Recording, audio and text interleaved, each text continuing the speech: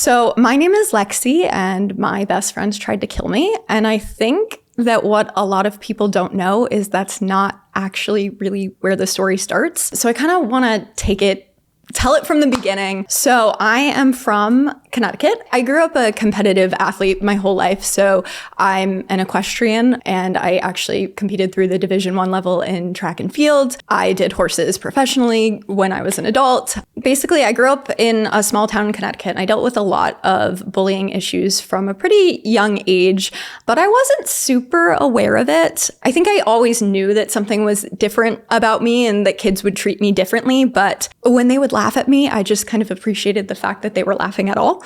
And I wanted to be where the people are. So it kind of led me to sort of turn a blind eye to all of the negativity that was going on around me. And I grew up a competitive athlete in the equestrian industry and track and field and whatever. Things are very rigid in those fields. And so in the horse industry, it's really common for kids to start, working, especially if they can't afford it. This is an industry that's very much dominated by money and power. And I was a kid who was crazy about horses, but didn't really have the financial resources or means to participate. So what would happen is that when I would get out of school every day, my mom would drop me off. It would be like 2 or 3 p.m., depending on how old I was. And I would work literally until like 8, 9, 10 o'clock at night. So there were a lot of things with that now as I've gotten older, I'm sort of like, that wasn't normal. Yeah. Like some of the rules I had to deal with growing up in the industry was like, if you broke a bone, you're not allowed to go get an x-ray because you have to get back on the horse first, unless you're leaving in an ambulance. And even then, unless you're like paralyzed, right. It's kind of something that they don't take seriously. Yeah, they don't take seriously. I dealt with just a lot of verbal abuse from my horse trainers. There were always things like if my parents ever had a financial issue or whatever, which I was too young to understand, it would get taken out on me because my horse trainers would stop talking to me. Whenever I knew that there was an issue with my parents, especially with payment or whatever, they didn't really have the means, I would only find out because my trainer would have me show up to work and then not talk to me, not give me anything. How it worked out was like I would get, a lesson or whatever here and there. So I sort of learned at a very young age that I had to tolerate abuse, especially if it came from people that were older than me. And also I was constantly being told by adults that I should never tell my parents anything because people who tell their parents things are their babies or not as good or whatever. Being like 10 years old and learning that I don't have anyone to go to, the only person that I should go to is whoever my horse trainer is at that time, and I had many of them. I always sort of believed that I had to be strong about everything. And I took everything very literally as a kid. My entire life was very by the book. When my horse trainer told me, don't tell your parents anything,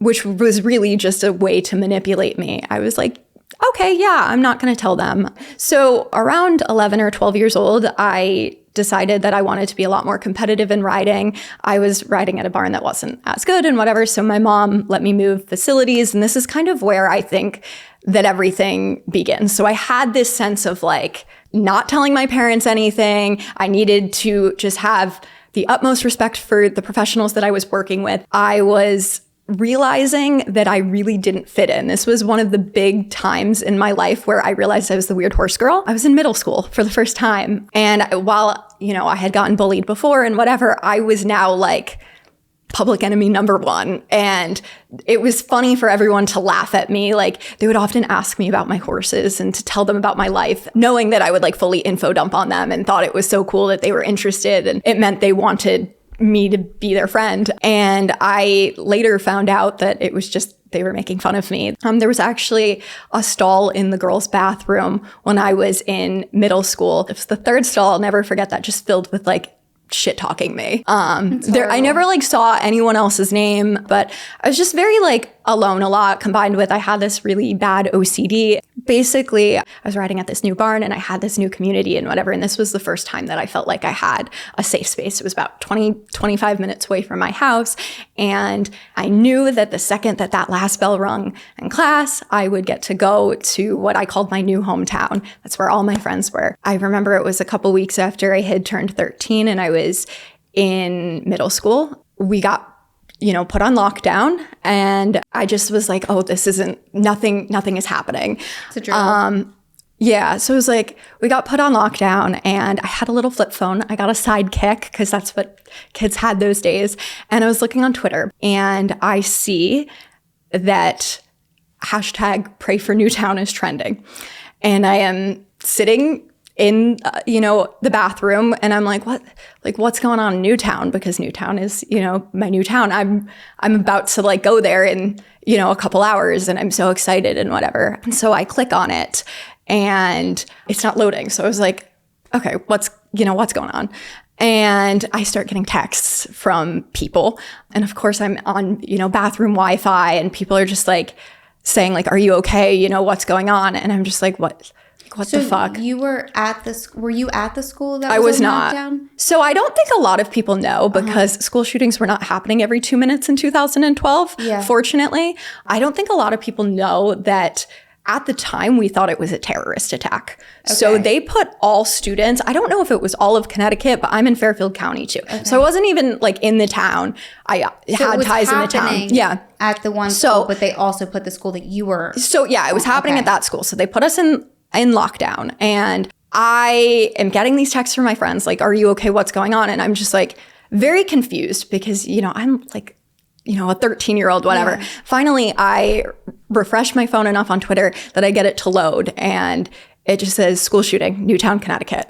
And I recognize, it said Sandy Hook Elementary, which is like 8 minutes away from where my barn was. And, I knew people that were there. While it was very real fear, like, we didn't know what was happening. We thought that there was a terrorist attack or whatever. The only reason I found out it was something different, I found out before everyone else, was because my mom's friend called my mom and had told her sort of what was going on. And this was like an isolated event. But we were kind of thinking like, someone just broke into a school. They just shot up a school. Like, they're going to come to other schools, and there's someone going on a rampage killing children. And there wasn't a whole lot of information coming out. And here I am, terrified out of my mind, because I think that that's what's happening. And then eventually, we got to come home. I think it was a few hours later. We were in lockdown for a while. I remember just like running into my mom's arms and breaking down and crying. And then that night, because I didn't have a laptop, I didn't have anything. This was so long ago. I went on my Facebook page, because obviously I didn't go to the barn that day, and just refreshed so I could find out if any of my friends had dead siblings. And I remember this being like one of just the worst moments. And then it felt like the world almost moved on immediately. It felt like it was the first big one, and I was still seeing it. I mean, I know that there were big ones in the past, but like I was seeing it all over the news and whatever. But it felt like, after the prayers were over and whatever, that everything moved on. And I remember our first day back at school, which I think was a couple days later, they had us go to what they had just started, and it was called advisory, and, go and talk. But that was kind of it. I think they kind of just asked us like if anyone knew anyone and how we were feeling personally. I was so devastated, because to me, this was like, that was my safe space. And it was a lot of people's safe space, I feel like.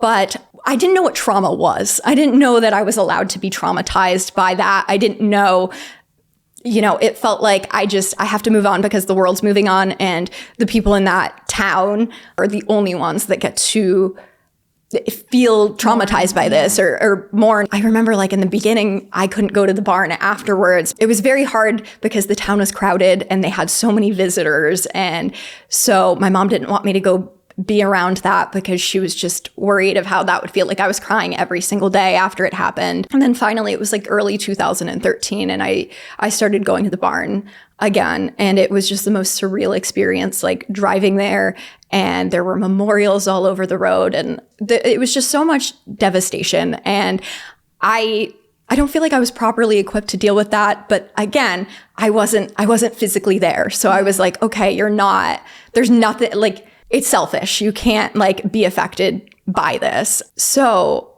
I don't know. And that's just the moment where I feel like I learned like things can happen. People can die and kids can die, and people want to hurt children. And yeah. It's terrifying. Even if it was a situation where there wasn't an actual shooting and it was just a drill, if you're in a situation like that and in that moment you feel like your life is threatened and I could die, like that's, even if there was no actual threat, that's still traumatic for you in that moment. The thing is that even after we found out like there wasn't an actual threat to like us physically, in that building, I go on Facebook and find my friends that can't find their siblings.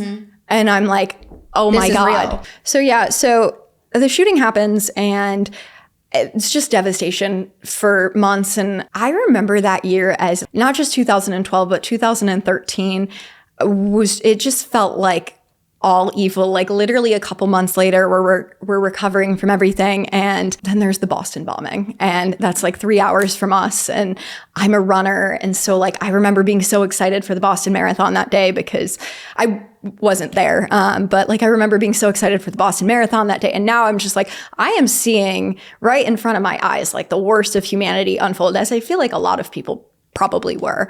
And it's just like right outside my front door. And it felt like my entire life had changed because I now know everything I love isn't safe. Like going to school is not safe. Going running could potentially not be safe. I know people went to work and it's not safe and like blah, blah, blah. So I was like, I just have to protect everyone. I have to help everyone. So my mom sort of decided maybe it was best if I had went to a different school for high school. We had some options going into high school. There was like an agri-science program. There was like a different technical schools, different whatever.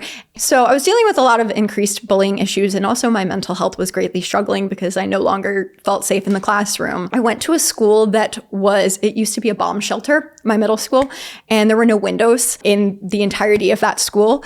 And so I remember that being so terrifying because I was like, how the fuck, like always trying to think of like escape routes, whatever. And so I basically just started from there, and there on out, like I went from being a straight A student to failing all of my classes. Yeah. And so my mom was like, okay, we're maybe going to take a different route. You're obviously struggling. And I remember feeling like there just weren't enough like resources to support students who may be struggling, especially after. I actually remember that Christmas, which was like right after the shooting and right before Christmas. And I had failed a test, and it was like the test that I had failed happened like the day of the shooting. And so I remember they had like a volleyball event and that they pulled me aside and told me I couldn't go because I failed the test. And so my punishment was that I was getting put in timeout. I didn't have to retake the test. I just like had to sit out of the like fun festivities. And I'm like, oh, this is great. I barely want to leave my house, but like I feel a sense of obligation. And so that just gave me such a like, I don't give a fuck attitude about school. I don't care about getting into like the programs. I don't like, why does it matter? Because apparently this could get taken away in 2 seconds. But I remember there was a program that I really, really wanted to get into. And I was really excited because I got my acceptance letter probably around like that January, February, but it was contingent on my grades, which were now suffering. And they did take away my acceptance at the end of it all. So my mom kind of starts like trying to work her magic and figure out where I can go because she doesn't want me to have to go to the school that I was going to go to and deal with all the bullying issues and whatever, but I don't have the grades to go to where I was initially going to go. And there was a new school being built that year. It was a magnet school. They were doing it off of a lottery system. So I filled out an application. I ended up being chosen to be a part of the lottery. It was supposed to be like to get a school that gave like underprivileged youth sort of the ability to thrive. It was a college prep school. Literally looks like a gorgeous college campus. You were allowed to specialize. So there was IT, I think it was aerodynamics and zoology and biotechnology. And that's what I had chose to do. So I was like, okay, my life is resetting. I'm gonna rebuild from this. And that school was a lot safer. So they actually implemented that we all had to walk through metal detectors every day. We had to get our bags searched. Did you find that kind of calmed your nerves at all? So yeah, for a time, I felt good about the fact that it was safer. Yeah. And I know all the schools in Connecticut, maybe not all of them, but at least like where I went to middle school at that time, I think in the year after or something, they actually built a wall so that you no longer are able to just like access students. And all of the schools that I knew, at least in Fairfield County, had built something that added an extra layer of protection so you weren't able to just like get in. Because previously, like you literally could have just like walked in and walked to the side and whatever and access students within 2 seconds. So there were a lot of security. Also, it was only freshmen and sophomores at that time. So it wasn't a filled campus. There were, I think, maybe like a couple hundred students per school. They were considered like different schools. They all had different principals. And so I remember my first day of school vividly because I was so excited. I remember I had an ear-to-ear smile. I go up to my classes and I'm like, oh my God, I'm I'm making friends. Like I don't know anyone there because no one else got in. So it was day one, we had like these new orange chairs. I sat in one of them. I sat next to this girl that I was like, she looks really nice. She's smiling. And her and I got to chatting. I found out she was a twin. And I was like, yes, like that's two friends. I'm gonna like try to be friends with her sister and whatever. Let me just like, and then we got to our first assignment. And our first assignment was they gave us a map and they wanted us to list all of the 50 states where they were. Now, I also went into high school, I should mention, when I was 13. So my birthday's in November. So I am always a lot younger than everyone. So anyway, I'm in this class, I'm writing down my 50 states and I'm like, oh, well, like I haven't learned this yet. So I wrote down the states I knew, which I thought was a like good chunk of states. And I handed in my paper and I was like smiling. The teacher was so pretty and she had gorgeous lipstick. And I was like, my life is complete. And she looks at my paper and she's like, And then in front of the entire class, she goes, hey, Alexa, are you supposed to be in the special needs classes? And everyone burst out laughing. And I was like, and she was like, guys, it's not funny. Some people need extra help. Like she probably has a learning disability because like, look at this, which like nothing wrong with having a learning disability, nothing wrong with having extra needs. But like, I had never been in any sort of like different class. I immediately felt that there was like some, stigma in the air. And I was just like, what the fuck? Yeah. In front of everyone. And so everyone was just laughing at me. And she was just like, are you gonna answer? Because I was staring at my shoes. She's like, are you gonna answer? And I just like sheepishly was like, no, I'm not supposed to. And she was like, oh, so you're really just that stupid? The teacher?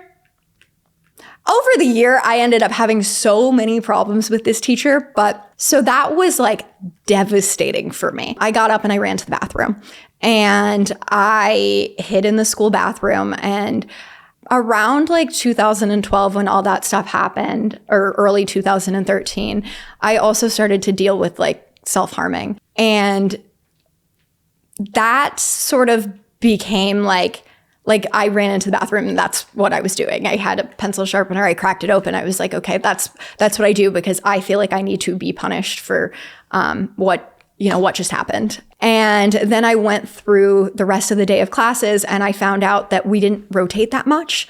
So I was with all of the same students in all of the classes. Also, not only did we have like a dress code, we had to wear lab coats that said like which school we were in because there were three schools. They were all under the same building, but just to separate us all. So the zoo kids all wore like a white lab coat. And all of the zoo kids, since there weren't that many of them, had the same classes. So I was like, wow, I just committed social suicide. Like this, my life is over. No one is ever going to be friends with me. They think it's like so funny that the teacher just embarrassed me in front of everyone. So I marched into the principal's office and I was like, hey, is there like any way I can, other classes available and whatever? And he was like, yeah, like I might be able to like, switch you around and we'll see what happens. That ended up happening. And there were 4 classes a day. Each class, it's like a college. They were all 90 minutes long, runs on that same schedule. And so they had switched me in a couple classes with kids from other programs. That's where I met my soon to be boyfriend. I saw him across the hall and I was like, yes, that's working for me. Yeah. That's working for me. He's adorable. And I was like, of course, I'm like 13 years old. I'm like, that's the love of my life. Right.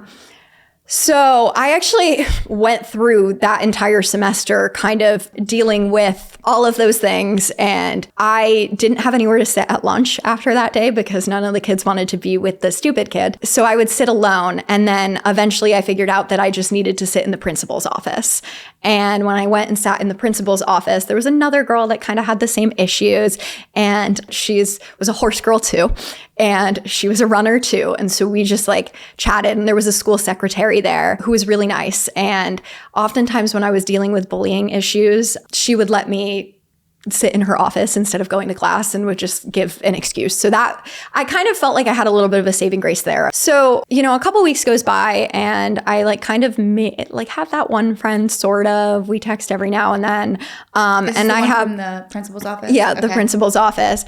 I had some friends from beforehand that I talked to every now and then, but back then, like I still felt like the weird kid, and I didn't really like push into those friendships as much as maybe I should have. And I didn't realize like who maybe was my real friend and who wasn't. And I really wanted to be friends with the cool kids like everyone. So in October of 2013, so almost 11 years ago, I had my first suicide attempt that I was hospitalized for. It wasn't major or what I would have considered major or anything. I went to the hospital, I was there like a day, and then they sent me home, and I didn't really know what it this is going to sound so fucked up, but like I didn't really know what it took. I knew that I had started to deal with suicidal thoughts around, when I was 13. And then I was like, okay, I have no friends. There's no point. There's no reason that I'm alive, whatever. I want to act on this. And then someone ended up calling 911, and I had already done something at that point, but I ended up in the hospital, but it wasn't like severe or anything like that. Although to me, it felt like it was, because I had to go to the hospital and I was there. And that caused actually a huge falling out with one of my friends, because they were one of the people that called 911 and was concerned about me. And I don't know, now I'm even more isolated than I was before. And so I just returned to being myself, like nothing had happened. And kids found out because they heard the teachers gossiping about it and whatever.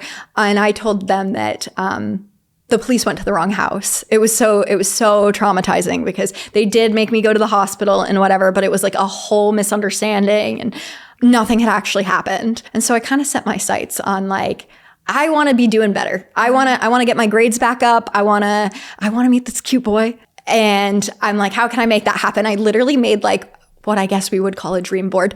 And I was like, I'm doing this. I'm changing my life. So I started to have some, friends. No one that was like super close, but just like I became a little bit more extroverted. And so it's January of 2014 and I have just turned 14 and I have my sights set. I am like, this is the semester. Like I thought last semester was the semester because now I'm in high school, but this is the semester. So I went to the principal and I was like, can you put me in all different classes? Like give me, some of the mixed kids, whatever. Of course, like I know I have to have the ones that are required, but can I go in some of the other classes? I convinced the principal that I needed to be in Spanish class that I knew this guy was going to be in, because of course this is the love of my life and I need to meet him. And day one of Spanish class, I sit down right next to him and his friend, and I'm like, we're doing it. And then I proceed not to really talk to him for I try so hard. Mm-hmm. I learned about him. Like I learned that he wanted to be in the military and that had been his dream since he was a kid. And he was British and his mom was foreign and just all of these facts. And I was like collecting them in a notebook. I was trying to like come up with like ideas of, how can I get this guy to talk to me more than like 2 seconds? And so I had a friend that was hosting a contest of who can get the most signatures that says, I love bagels. On a piece of paper. And I was like, what I'm going to do is I am going to ask this guy, can you like sign my paper for me? I'm going to be super confident. And then I'm going to just like, try to start talking to him. I also may or may not have faked a British accent because when I heard that he was British, I was just like, me too. Like, I'm like, oh my God, but like I made it go like in and out. So like you would think that I'm just like slipping into my accent. I'm so cool. I'm so mysterious, but I'm getting this guy. And so that day comes around and he does the I love bagels, but he actually surpasses my expectations because once he heard it was a contest, he decides to change his handwriting. And he wrote in like cursive and in big letters and whatever to make it look like a bunch of different people signed my little contest sheet. And so I ended up winning. And I was like, wow, you just like, you're the love of my life. Oh my God, I'm planning our wedding. Yeah. So I think it was that day or like shortly after where he started calling me Lexi. So I marched home that day and I told my mom, I was like, never call me Alexa again. Like, that's not my name anymore. And it worked because the Alexa device had just come out, like the Amazon one. Right. So I was like, I gave her that reason because I wasn't about to be like, it's because of my new husband. A boy told me. Yeah. So anyway, he had asked me like that day, he was like, do you have Facebook? Like, I want to add you on Facebook. I skipped down that fucking hall afterwards. I was like, yes, I have Facebook. And I added him. And then I was like, so at work posting. I was like, it's really hard not to like slip into my British accent every now and then. He had cats. So I was like, and at that time, I have an allergy to cats, but I was like, cats are like the best animal ever. And I have like 10 of them. And like, and I was just like writing shit on that wall, trying to get him to notice it. And he would throw me a like every now and then, but there was nothing that I could work with. But I wanted this so bad. Yeah. A couple days later, this is like February of 2014, I was in a class. And I also used to have a stress ball that would help me because I would get very anxious in school, especially after everything. So I had a stress ball. And some of the other students that liked to make fun of me took my stress ball and played catch with it. And I got it taken away from me. And I needed to like be able to fidget and do things, especially when I was anxious. And I didn't do well with like having that taken away. And I went to class because it was third period. And this guy had seen me and he was like, hey, what's going on? And I was like, nothing, everything's fine and whatever. And eventually he like had noticed that something was wrong. I can't remember if it was because I had told him or someone else told him. But what I do remember is that he marched down to the security office, which had my stress ball, and demanded they gave it back. And I don't think that they did. I think that the next day I showed up and he had given me a new stress ball. It made me feel seen. It made me feel cared about. So I decide at that point, that's it.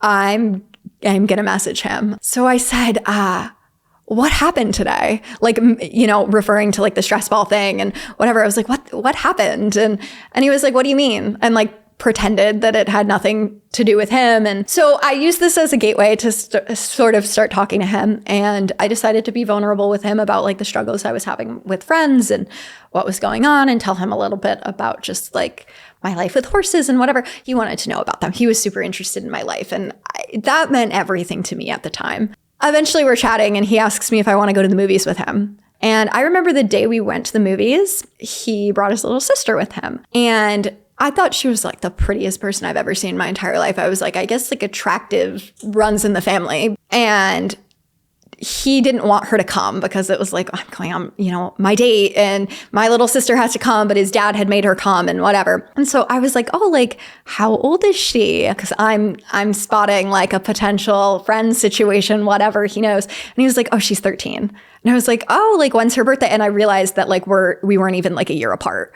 So I was like, oh my God, like, I want to be friends with her. I want to like be with you. You invited me on this date. Obviously you like me like a little bit. And where I first started noticing that things were weird with him was how he was with his sister. So she took a liking to me too and followed me on Instagram. So he didn't have any social media, but she did. But so her and I start like developing a friendship. He's livid about this. He was like, and things got increasingly more violent. So he asked me to be his girlfriend. And I remember just some weird things happening. Like, this was like the first few weeks of our relationship. I had sort of decided like, I'm going to kiss him. I have never had my first kiss. And I remember that he had like asked me, he was like, oh, has anyone ever kissed you? And I was like, yeah, of course. Like, I've kissed so many people because I don't want to be like weird. And he was just like, oh, really? Like, and then tried to kiss me. And I was like, whoa, I don't know what I'm doing here. He made me sit down and watch a how to kiss video on YouTube. And I was like, okay, he knows I'm a fucking prude. Cool. After the video ended, he was like, so like, do you know anything about like sex? Do you know anything about like sex positions? And I was like, no, or yeah. Like, I like don't even remember what I said, but I was just like, yeah. Mm-hmm. And so he was like, he like made me sit with him and watch like how to do each sex position videos and like explain it. And I was just like, oh my God, this guy thinks I'm like, well, and at the time I was like, that's not weird. Like he just thinks I'm a prude because every 14-year-old has experience with this and whatever. I wasn't ready for that either because I was like, this was our first date at my house. And my sister was playing in a Barbie dream house behind us. She was 6 years old. And I remember him like saying really creepy things and whatever in the presence of like my 6-year-old sister. But anyway, I had what I felt like was like a step up from everyone else. The only cool thing about me was that I had a tree house in the woods of my backyard. So I came up with this plan of like, oh, let's go on a walk. I'm going to have my first kiss with him at the tree house. He doesn't know it's my first kiss, but I'm going to be like super bold. So we do that. But one thing I remember is this tree house is like 40 feet in the air, but I was like showing it to him and he was like, oh, isn't this so cool? Like I could like push you out of it and you would die. And I was like, what the fuck did you just say? Like, that's so weird. He was like, you could jump out of there. Like I'd push you out and you'd be dead in a second. And I was like, oh, that's morbid. Haha. Our relationship starts getting progressively weirder and more violent over the course of the next few weeks. I discovered that he is deeply racist. We were probably like 3 weeks in when I told him like I wasn't, I was maybe not feeling it anymore. And he told me that he has access to guns and he's going to come shoot up the entire school and that he's figured out a way to sneak a weapon through the metal detectors. And he knew, like, I mean, obviously he's from Connecticut too, but he knew of like how affected I was more than anyone else. And he had known and was saying that. And I was like, well, I can't leave because I have to. Yeah, I have to like protect you. He would tell me he's going to kill his sister. And his sister told me that he was violently, physically, and emotionally abusive towards her and towards their parents. And I was like, oh my God, I have to like protect everyone. What am I supposed to do? He was like violent towards me too. It was like a couple weeks in when he, started sexually assaulting me and telling me that like all boyfriends and girlfriends do these things and whatever. And I was like, I felt weird about it because I was like, I'm only 14 and this doesn't feel like something that I'm ready for. I don't feel like mature enough for this. So I tried to call off the relationship multiple times, but just never felt like I could. And I started to become friends with some of his other friends. And they were the ones that were like, yeah, no, we don't fucking like him either. Like I see that. I think he's like a loose cannon. So there was a girl at another school because shit was always fucking happening. They got stabbed. She was killed. It's unfortunately a pretty famous case. It was a school like 10 minutes away. And around that time, he starts realizing that I am like talking on, I had a Twitter, it was an anonymous Twitter dedicated to horses. He starts realizing I'm having more friends than maybe he knows and can control. So he decides that he is going to get Twitter. And we got into a huge fight because he proceeded to tweet about how like that girl's death wasn't a big deal. And then he tells me that he is bringing in a knife to kill me with. He already has it. We were like in school when this was happening. He already has it. So I'm like, this is too fucking much. So I went down to the principal's office and I told them, I was like, he has a knife. He's going to kill me with it. Like, and, they were like, okay, like, we'll, investigate. And so they did search him. And they apparently found nothing. And then later on, like he like sent me a picture of it and was like, no, I have it. But he proceeded to like go on Twitter. I remember refreshing the notifications and taunt me online and be like, someone had my bag searched today. Like, I wonder what that's about. And there were a lot of very weird tweets. Oh, so he was also, I'm Jewish, and he'd post swastikas every single day. He drew one on my desk at one point. Like, I was like, this man's gonna fucking kill me. Like, he's gonna kill me. But I'm also like, I can't get out of this relationship. Yeah. Like, I'm fucked. I can't get out of this relationship. Right. So it's like May of 2014 and a bunch of stuff has happened. He is posting insane shit on Twitter. He's talking about how he's going to kill me. He also says like he's going to kill someone by poisoning online. He like jokes about killing me with chloroform. He tells me a lot of times in detail that I'm suicidal. So if he kills me, no one will know. He would just make sure to do it from poisoning, foreshadowing. And his little sister was my best friend in the world. And she was the first friend that I felt like that is my friend. Like, and she introduced me to a couple of her friends. They were always guys. They were always older guys. And we'll get there because of course they all matter to the story. So while this is going on, the principal at my school tells my parents that maybe school is just not for me, like physical school. So he encourages my parents to homeschool me. And they always wanted to do, like, I love my parents. They always wanted to do right by me. And so they were like, okay, if she needs to go be homeschooled, then she needs to be homeschooled.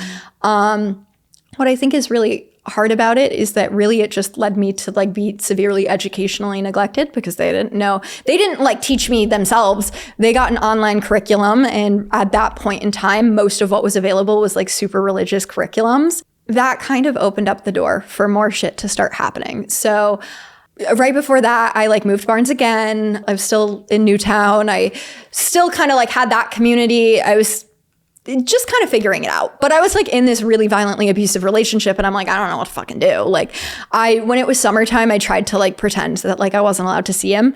My parents just can't take me and whatever. So that I wouldn't have to endure as much of the physical abuse. Because it just like, I never felt safe. I found out later on that my school, which I reported like the knife to, never even told my parents that anything was going on. That they told them that I had an issue with the student. They didn't say that there was anything with a knife. They didn't say who the student was. They did not express like, which like they should have. They didn't report it to the proper authorities. They were just like, let's move on. And there were multiple times that I told them. There was a point where I actually was in a seminar in school, and we were learning. I hadn't taken sex ed at this point because I was very young. And we were learning about like sex and sexual assault. And I was like, oh, that's happening to me like nearly every day. Every time I see this man, that is happening. In the bathroom at school, that's happening. And whatever. So I marched down again to the principal's office and I asked to talk to someone and I told them, and they were like, people have real abuse to deal with.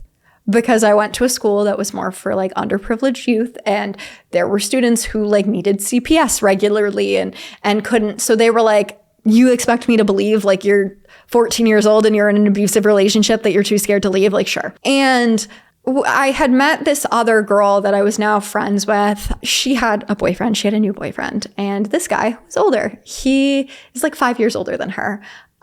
She's around my age, so that puts him in adulthood. And he decides that he wants to be friends with me too. So I'm like, okay, I have my friend group with like this guy's sister, and I have my friend group with like, my barn best friend and her boyfriend and whatever. And he was introducing me to new people. So she told me, she was like, you can tell him anything, by the way. Like, he's great, because he was in fucking college. Like, she went to his college graduation because he was like already a senior at that point when she was a fucking freshman in high school.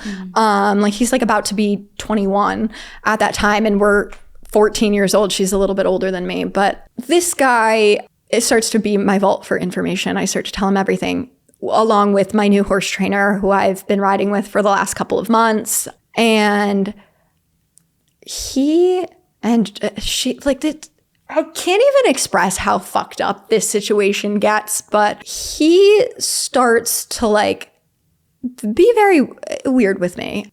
Do you remember when like early Snapchat used to tell you who was best friends with whatever? I remember what happened was they like had that list. Yes, you could see it, but also like when you went to send a Snapchat to people, remember like you could just send to like who was on your best friend list. So I was one of his best friends.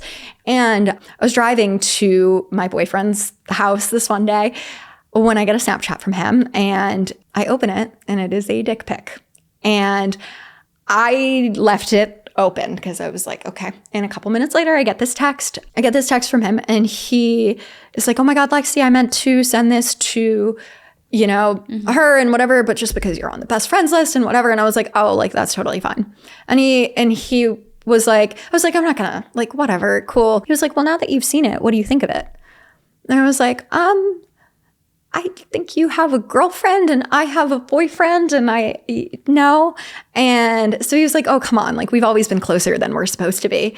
And I was like, no. And I thought that would be the end of it. And then it just kept happening. So there was a point in time where he convinced me, he was like, you don't need like that abusive loser. And you don't, because I was like, if I lose him, then I'm going to lose her too, like his sister and whatever.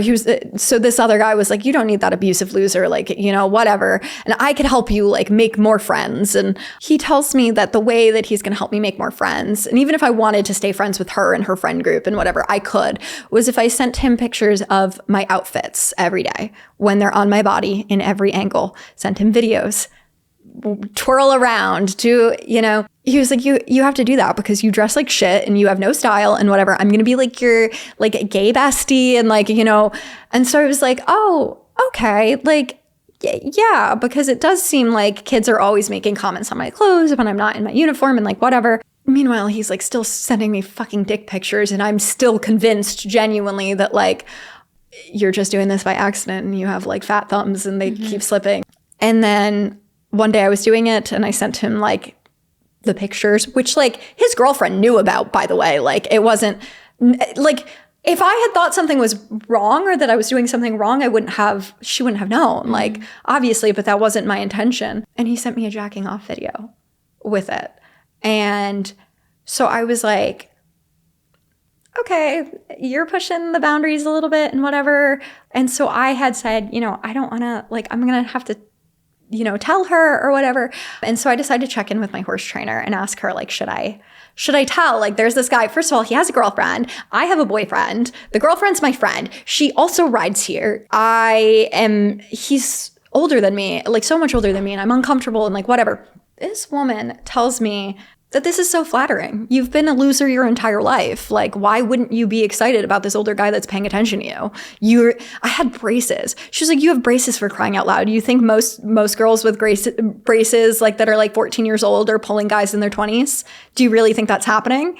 And I will say that in the equestrian industry, things like pedophilia are swept under the rug often. Most people that I knew when I was younger that rode have some sort of sexual abuse story in the industry, a lot of which came from trainers. I will also say that my horse trainer at one point taught me how to give a blowjob. She always commented on my body. And so like, she was very inappropriate with me and whatever, but I was like, haha, she was like 70 years old. I was like, she's like a sweet old lady. She was also starving my horses at the same time. Like I have pictures of it. I've posted them on TikTok. I've posted them on Instagram. My horses were emaciated when they ended up leaving that barn. We had to full on escape from there. But I was like, she knows best and so I asked her too. I was like, should I like waver a little bit? Should I tell my parents about this? Like, she was like, no. She also told me that if I had reported or told anyone that this guy was sending me like jacking off videos and doing weird things and making me uncomfortable and whatever, that he would go to prison for pedophilia. And she was like, why would you want him to suffer just because you're more mature than everyone else? And I was like, oh, okay. Yeah, that makes sense. That was the adult in my life. I am now homeschooled. You now have like this access to me, whatever. And this guy, the older guy, was like even worse. I later would find out he's a serial pedophile. I personally know at least 15 girls that he sexually assaulted while they were minors. I know one of those people is actually a family member of his. He was very interested and obsessed with bestiality. And he would tell me that if I tell anyone else that he's going to sexually abuse my horses, it's going to be my fault. But that also was a part of our conversation. So eventually he progressed and it did become very physical. He would like come to my house in the middle of the night and sneak in. And he was obsessed with the idea of getting me pregnant. And there were also just rules for like anything he did. Like I wasn't allowed to shave because he wanted me to look as prepubescent as possible. And he did say that to me. He told me that he was only attracted to me because I was young. I was a child. And like a lot of these things were said on Snapchat. And I actually have like screen recordings of them, screenshots, whatever. But at the time I was like, this is weird. But like weird in the sense I'm sending it to my friends. Weird in the sense, like I don't fucking know. But I also remember spending like hours researching like, what are Romeo and Juliet laws? What are the laws of consent? Am I like technically consenting to this? Like I haven't even reached the age of consent and all of this is going on. And it went on for years that he was doing that to me and other girls and whatever. But the way I looked at it is the other girls didn't have the added, they have an abusive boyfriend. They kind of just had him. So not that that wasn't traumatic, but I kind of felt like I could protect them physically by like offering myself up. So there were times where like a girl, one of my friends or like one of the other girls would call me and would be like, he has threatened me with this and whatever. A vivid memory I have was my friend calling me and telling me he told them that he was going to beat the shit out of them and that he was on their way and whatever, because he hacked their Facebook account and found out that they like had chatted with another guy or something, and they were supposed to be with him, and that I made up like a lie that I had hacked her Facebook because I'm jealous. I'm jealous that you're talking to other girls, and I'm jealous of this whole thing, knowing full well that that was going to result in him turning around and assaulting me because of what had happened. I don't think I understood how bad it was and how much I did not have things under control. My boyfriend's sister, she was introducing me to friends, and there was a certain point when I was about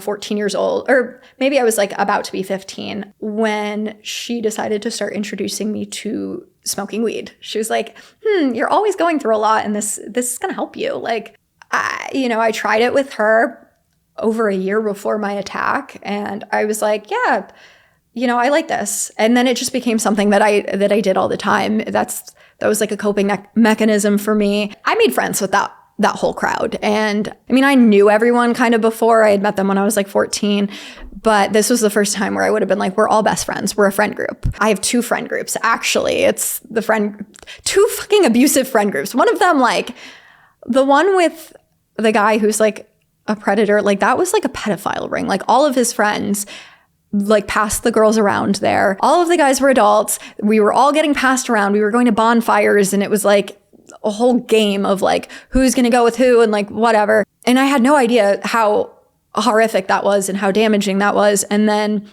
when I was dealing with like my boyfriend in that friend group, which my boyfriend didn't know that there were like other people coming in, he would have isolated the shit out of me even more.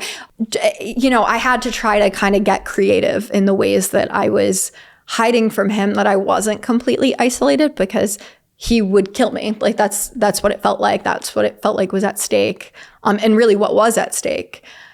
Yeah. And it just helped me deal with the abuse. But I remember that there was a point where like my boyfriend, her brother, had found out and just like teared into her room and was screaming and freaking out and was blaming me for it, because I was like, this is entirely my fault. And then eventually he realized that it made me a hell of a lot more tolerant to what he was doing to me. Because if I was high before, being assaulted, I was a lot calmer. So at this point, how long were you with him? Like a year. Okay. Maybe a little bit less. It was like, this is like late 2014, early 2015. So I am trying to end this relationship, and they go away, they go overseas. And my feelings about the relationship started to be complicated, because there was a certain point where I feel like I had developed almost like a Stockholm syndrome. It was almost like, I hate you, but I love you because you're all I've had for so long, and you're not this guy. You're not a guy that because it was very easy for me to notice that the guy that was a predator was, there was something off. Another obsession he had was like me having sex with his brothers, me being gang raped. And I was like, I know I don't like that. I know I'm not into that. I don't really like you that much either, because you're really mean to me and you're always threatening me and you do force me to do a lot of things. And but like, you're not that guy. There was one time where I was FaceTiming him and I noticed that he had condoms in his bag. And there was a girl there that he had mentioned being cute. And I was like, why the fuck would you go overseas and like bring condoms and like whatever? And I mean, likely like he was cheating. His sister was also the one that told me. She was trying to cause issues with us a lot, which I didn't. At that time, I was like, oh, she just wants me to get out of this relationship because she knows she's such a good friend. She knows how bad this is and she wants him to like leave me, because that's how I felt like it had to happen. Like, he's gonna leave me. Just shit kept falling apart. Like, I probably should have noticed back then how his sister was backstabbing me constantly, but I interpreted it as like, she's his sister. She ended up telling her brother that I had cheated on him and whatever, knowing that he would hurt me. When they got back from being overseas, it was both of them that was there. He was going away to start military school. And I kind of was like, okay, like things could end here. Like we could have a reasonable end, you know? But I also like, it had been going on for so long that I didn't remember who I was without it. Where I probably should have realized like that shit hit the fucking fan. It was September of 2015 and I had gotten this message on Facebook from this person that it was a fake account, but it was a person that had all of the mutual friends of those people and whatever. So I was like, oh, it's probably like a new girl who wants to message me and whatever. And so they started chatting with me. I was like, oh, okay, like this is so nice. I'm making another friend. I didn't actually know this person. I asked my best friend, like, do you know them? And she had said yes. So I was like, okay. This person proceeds to send me a bunch of naked photos of myself and tell me that they are going to put them on the internet, on child porn websites. They are going to post them around the school that I used to go to. Everyone is going to see that. And these photos are very particular in the sense that they weren't like photos that were taken with the intent of like being sexy or whatever. They were body checking photos. And my ex had an obsession with my body, and I had dealt with a lot of eating issues before we were in a relationship, but he was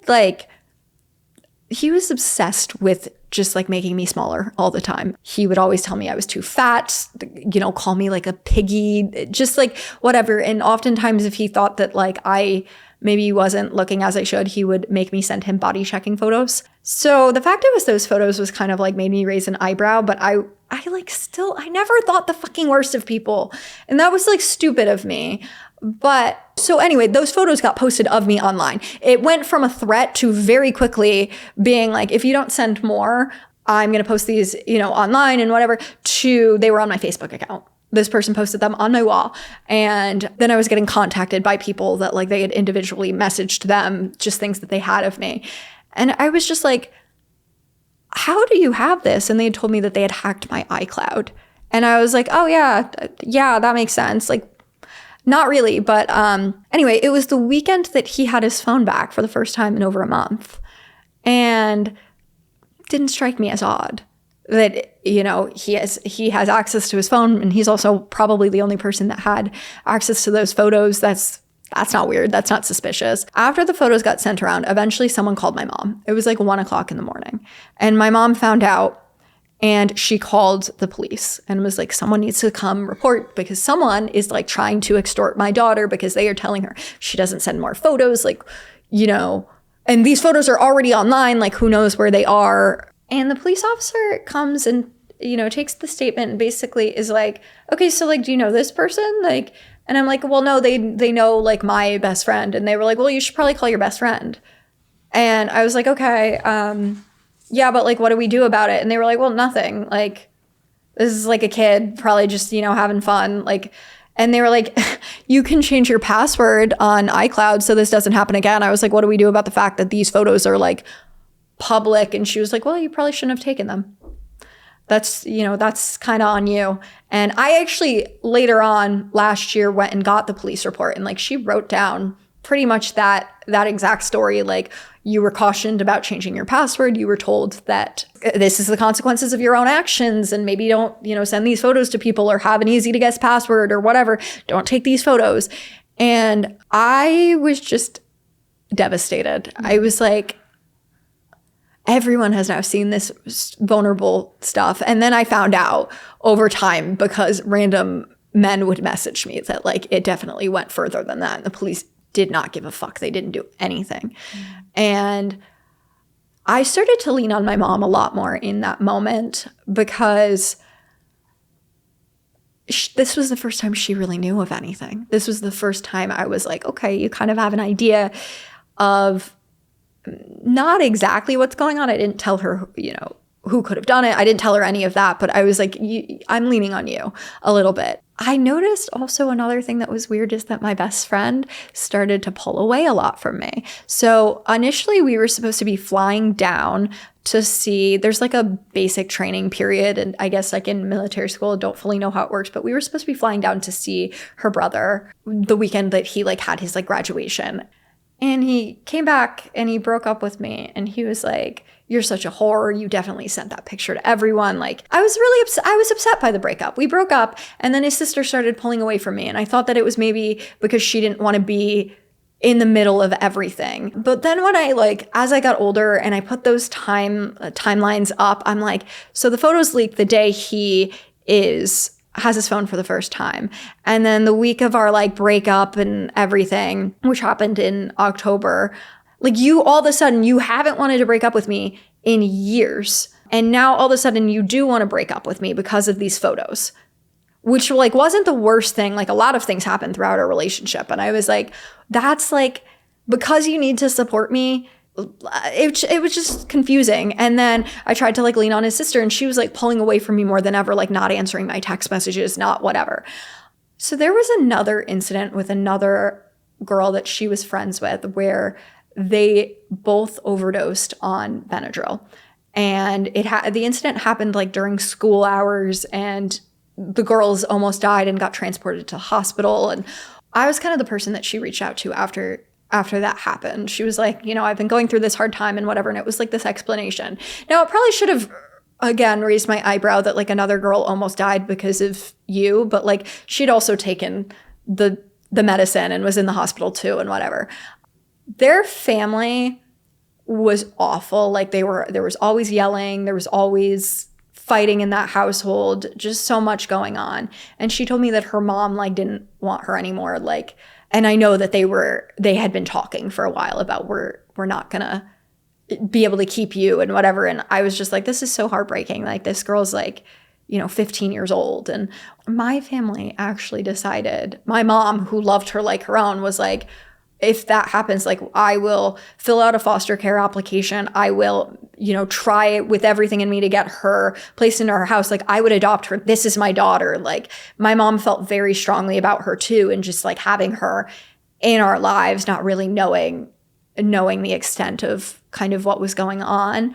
And I let a lot off because of what happened, because I was like, you're in a difficult spot. Your parents are awful to you, and your brother is horrifically abusive and whatever, and you're probably just like, you feel stuck. And I'm like, she's misunderstood, and I'm all she has, and our other friends are all she has, and she probably just wants to lean in more to them than she does to me, because like I'm closer to her age and I'm more relatable and like whatever. And she sees like I have like a happy family life, and it just, I made so many excuses, and I was like, it's because of this. And I remember when she really broke my heart was the day of my 16th birthday, November 25th, because she didn't text me. She never said happy birthday. And I was like, I wanted you to acknowledge me. And so I had kind of made the decision of I was going to let it be what it is. So I decide November, I'm taking this tolerance break. I'm waiting for this girl to come back and see if she still, if she still wants to be my best friend and whatever. So she does come back, but at first she doesn't really acknowledge that she had like missed my birthday, which felt so big to me. And she invited me to just hang out with like the guys and smoke and whatever, like we always do. This is a week before my attack. So she invites me to this thing. I was like, all right, cool. And I remember this day was very interesting. We all had smoked together. I do remember just feeling a lot more like, I was like, just felt very high. But like nothing was wrong. Like it wasn't like major. But she used to date this guy. Her first boyfriend was the son of a police officer. And I think he was a captain. And this guy was like horrific, awful, so abusive. So I felt like she kind of understood what I was going through. And there was a point where she actually asked me to like become friends with him. But her reasoning for wanting me to become friends with him was because she wanted me to capture him doing something bad, so that they could send it to the dean of students where he went to school, so that his father would like disown him and then he would be left to do nothing but kill himself. And so I was like, you just like asked me to participate in like helping. I know this guy's a piece of shit, but like you want me to like help you kill him? Like at that time I was like 15 years old. So she started kind of being friends with that guy again, and then telling me a little bit more of like, oh, she was just being dramatic and he's actually not that bad and like blah, blah, blah. And so I was like friends with him, I would say loosely. We all kind of were. So anyway, we're hanging out at like our typical friends' houses. That guy's not there. So there's two boys, me, her. We got high, but there were just like a lot of things that were weird. For example, I remember hearing her shit talk me.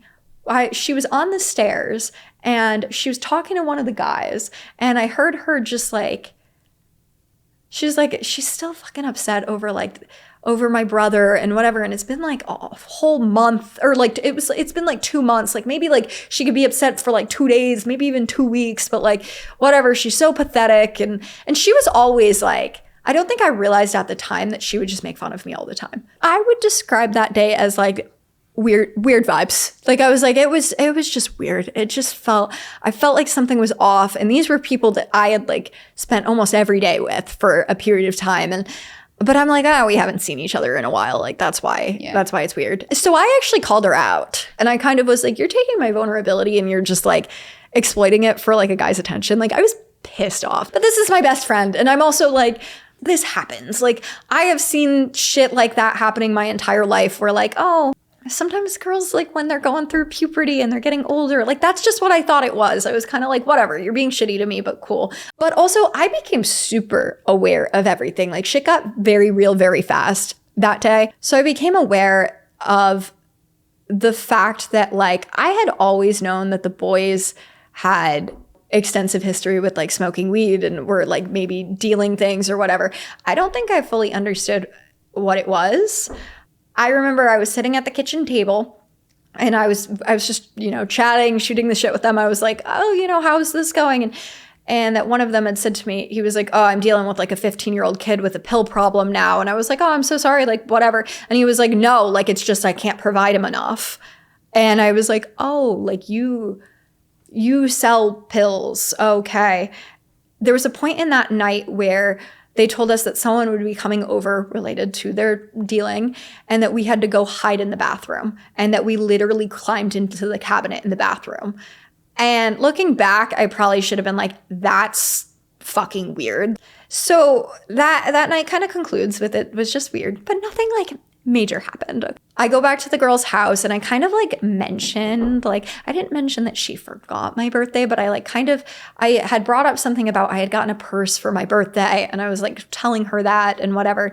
And I think it clicked for her that like she had totally forgotten my birthday, because a couple days later I get a text that's like, hey, do you want to come like hang out with us? We're gonna, do the same thing. We're gonna go to one of the guys' houses, smoke some weed, like have some fun, but it'll be for your birthday. And I was like, absolutely yes. And I remember I like ran into my mom's room and I was like, can I go? And my mom was like, no, absolutely not. You're not going near that person, because I just don't like it.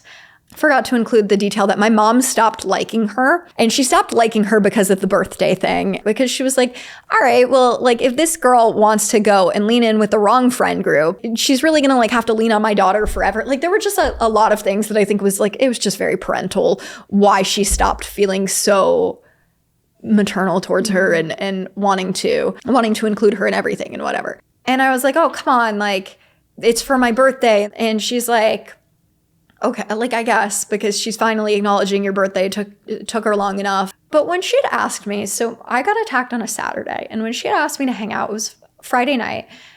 And she said some things that like were weird. She said, you have to get all dressed up because one of our guy friends, he has a little thing for me. And I also owe her a favor and she has some like tension with him and whatever. And I need to pay her back this favor. And also she thinks that could be really good for me that I'm like going out on or like having like a little date. And that guy was kind of like, he was cute. I kind of knew he liked me. He was older than me, but I was like, whatever, maybe she's right. Like my best friend knows best. But she tells me, you have to look super attractive. And I was like, what do you mean? She was like, you need to wear a thong. You need to wear like a push-up bra, dress completely not like yourself, lots of makeup on, like you need to look a certain way. And it's not you. And I was like, oh, okay, like I'll do my best. And that hurt my feelings really bad. And I had sort of told my mom a little bit of that because like I said, we were starting to be closer. And I was like, Mom, and my mom was like, why the fuck does she care what you're wearing to your own birthday party? Like, and I was like, well, I don't know. So I just wore something that made me feel pretty. And it was these like black pants and this like cropped sweatshirt thing. It was turquoise. And I put my makeup on and I had my Coach purse that my mom got me for my birthday, which didn't really match the outfit, but my mom was like, girls' purses don't match the outfit all the time. Like, it's fine, because it felt special and I wanted to wear it. And I was so excited because I was like, this is something she's going to think is so cool. Like, that's what I thought, at least. So I go to her house. My mom was going to a gymnastics meet that day with my youngest sister, who's 7 or 8 at the time. So like what was happening at my birthday party that wasn't real was that we were going to go to the movies and we were going to spend all day watching movies, and it was just gonna be great. And then like I was probably gonna sleep over and like whatever. So I get dropped off at her house, and another thing she told me is make sure you don't eat, like, because you don't want to like look not great in front of the guys and whatever. And then they had gotten Chinese food and her mom really wanted me to eat the Chinese food. And I didn't, but I was like pretending to. And it was just a whole thing. And she had a friend with her that day. And that friend wasn't coming to the party with us. So as soon as I walked through the door, she audibly gasped at my outfit. She was like, ugh. And was like, well, you thought that was like okay to wear and whatever. She's like, now I'm gonna have to find you something from my closet and whatever. And so she just like pulled a bunch of shit out of, she had just done her laundry and she pulled a bunch of shit out. And it was a maroon sweater, a different pair of like black pants. And she was like, just like change your whole outfit. Like whatever, you look horrific. And then I remember like I had done my makeup, and she made me sit in front of a mirror in her room and just kept saying, like, keep applying more mascara. If you think you have enough, you don't have enough. Keep applying more. So I remember just like, I left the house. I had like a whole makeup look on that just did not feel authentic to me. I did not feel like myself. I don't like the color maroon. I didn't like it. I didn't like what I was wearing, but she was like, oh, it compliments your eyes. And I actually think there was a reason that she chose to dress me in that color, but she had said all of this stuff. And I was like, this is my best friend. When her dad dropped us off, and she was being super weird about the idea of me smoking. So randomly, she had told me, now mind you, we smoked the week before together and everything was fine. But randomly, she had told me, she was like, my parents told me that they're going to start drug testing me and whatever. And like, so I decided like, I'm not participating. And I was like, okay. She's like, but you're still going to, like, I don't want them to think we're lame and whatever. Like you have to. But she asked me so many times that day if I was going to smoke, because I had been like, oh, it'll be like, we don't need to smoke. Like we could just have fun, like, chatting. And I'm just excited to be around you guys. And I'm excited that you're like celebrating me and whatever. But she just kept asking me. She was like, no, you have to. Like, this is your special day. And I was like, all right, like, whatever, I'm going to. So I figured out the timeline of everything based off of my Snapchat stories. So I posted a Snapchat story when I was in the car, and it's like a selfie, but then like the next one was, of course, a picture of the road. So I found out that was posted at 1:54 p.m. And so judging by where we were on the road, that was like 15 minutes. It would be like 15 minutes to our location. And then it was like about a 5-minute walk. The timeline's important when you think of how compressed everything is, because what I will tell you is that based on the 911 call, that 911 call was made at 2:44 p.m. So this all happened, like me getting there and walking to their house and whatever, like everything I'm about to explain had to have happened in an extremely short period of time. But anyway, so we walk over to the house. She keeps saying things to me, whatever.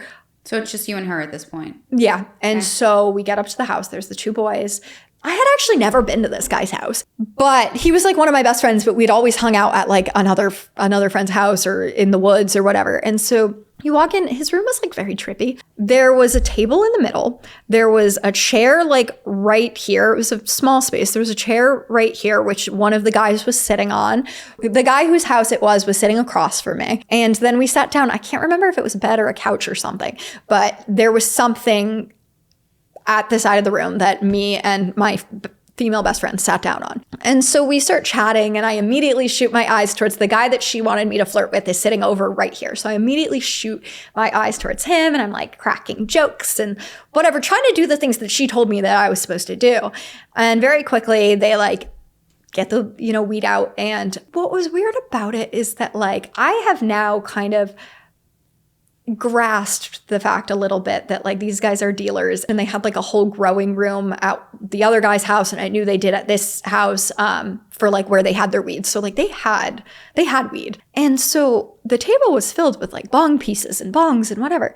And he picks up a water bottle bong. It literally was like a Poland Spring water bottle. I remember just being like, oh, charming, like, haha. And I had even cracked a joke about like, you're going to give me like the not nice stuff and whatever. As I look back and retell this story, I'm always like, there were so many signs. Oh my God. So he like has this water bottle bong and he's like loading it up. And so I remember they were like, okay, so like, are we smoking? And he kind of looks at me and everyone's looking around at each other. There were just like weird vibes. And I even made some comments about like, what the fuck is up with you guys?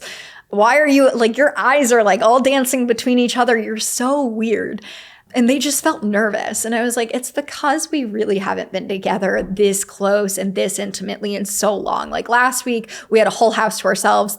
Like we're just in this guy's room now. And so they're like, so like, are we smoking? Like they make like an eye movement and the girl is like, Lexi is. And he was like, okay, like cool and whatever. And she's like, I'm not. And I was like, well, I don't have to either. And they both like kind of were like, no, like, and it was just weird, very, very weird. And even then I was like, okay, you're fucking weird. Like what's going on here?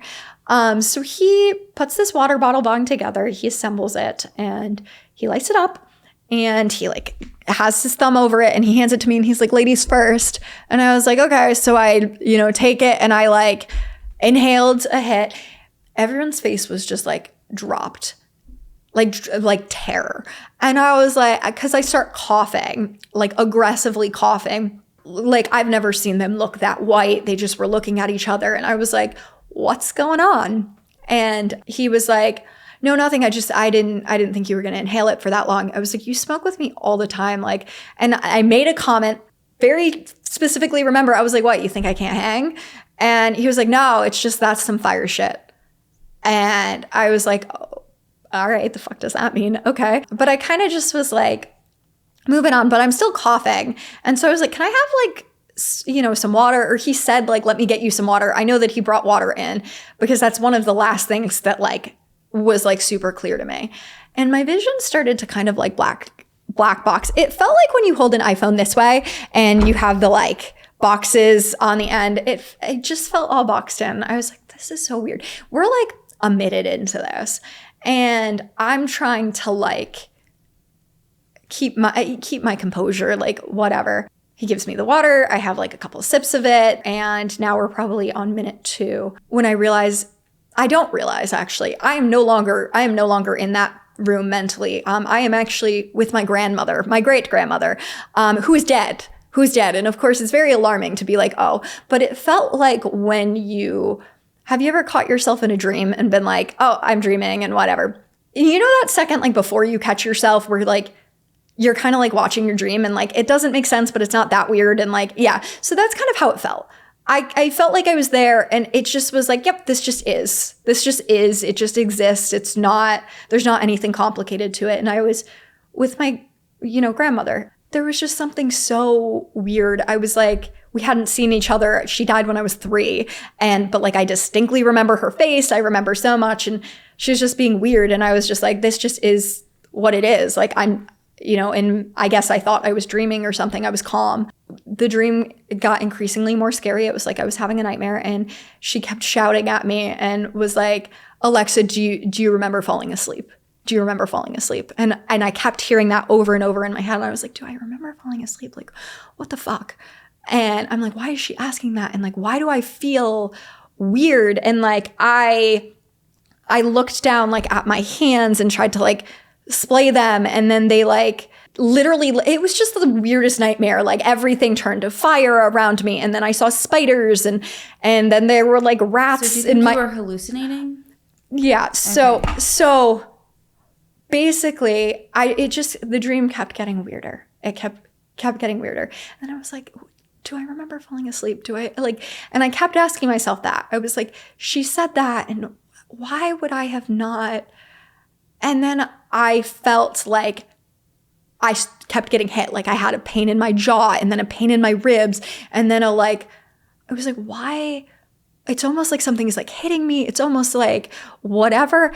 And then it was just there. It just kind of like appeared where like that moment where you're like, I know oh fuck, like I figured it out. I'm in a dream. My brain is like, you're not dreaming. You are hallucinating. You're hallucinating. And as soon as I did that, I kind of opened my eyes. Whenever I tell this part of the story, I think people forget, first of all, how trauma works, and that trauma has a way of making us have trouble with our memory and whatever. And also that I was on substances as it was happening. That doesn't make what I remember of it less valid. It does not but I think people oftentimes like will pick apart exactly my retelling of every story and be like, oh, well, this and that and whatever. And I try to make it very clear, explicitly state like, this is just my memories, what I remember to have happened.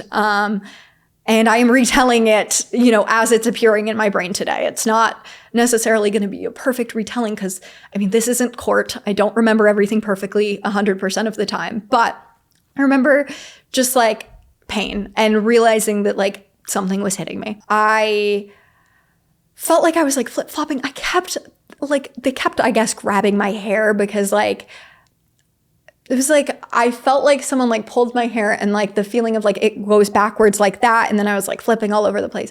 I just remember hearing one of them scream, yo, chill. And then I was like I was on the floor, and I kind of like tried to fight to get back. And there was a period of time where one of them, the guy, had me up against a wall and he was like pressing into my neck, like strangling me. And I was like, at that point was like, I'm going to fucking die. I'm going to fucking die. Stop, like, please. And I was like hyperventilating really bad because, you're being strangled against a wall. And he was like, everyone fucking hates you. They're going to be so happy when you're dead. What.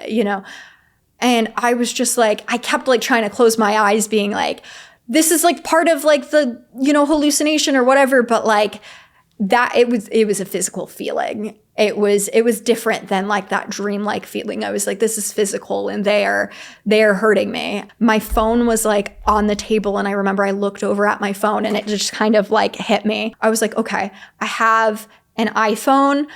Which means that it's class. I'm going to go, like, I need to get out of here. I need to get the fuck out of here. So I'm going to grab the iPhone and I'm going to like shatter it against the table or something. And I'm going to use the glass to like defend myself. And so I kind of try to like rush that way and grab my phone, which my phone did break. But like, again, it's not like, I remember snapshots and whatever. It's never been like a movie to me. I remember seeing that there was an open window and that I kind of was like, well, I'm going to die here anyway.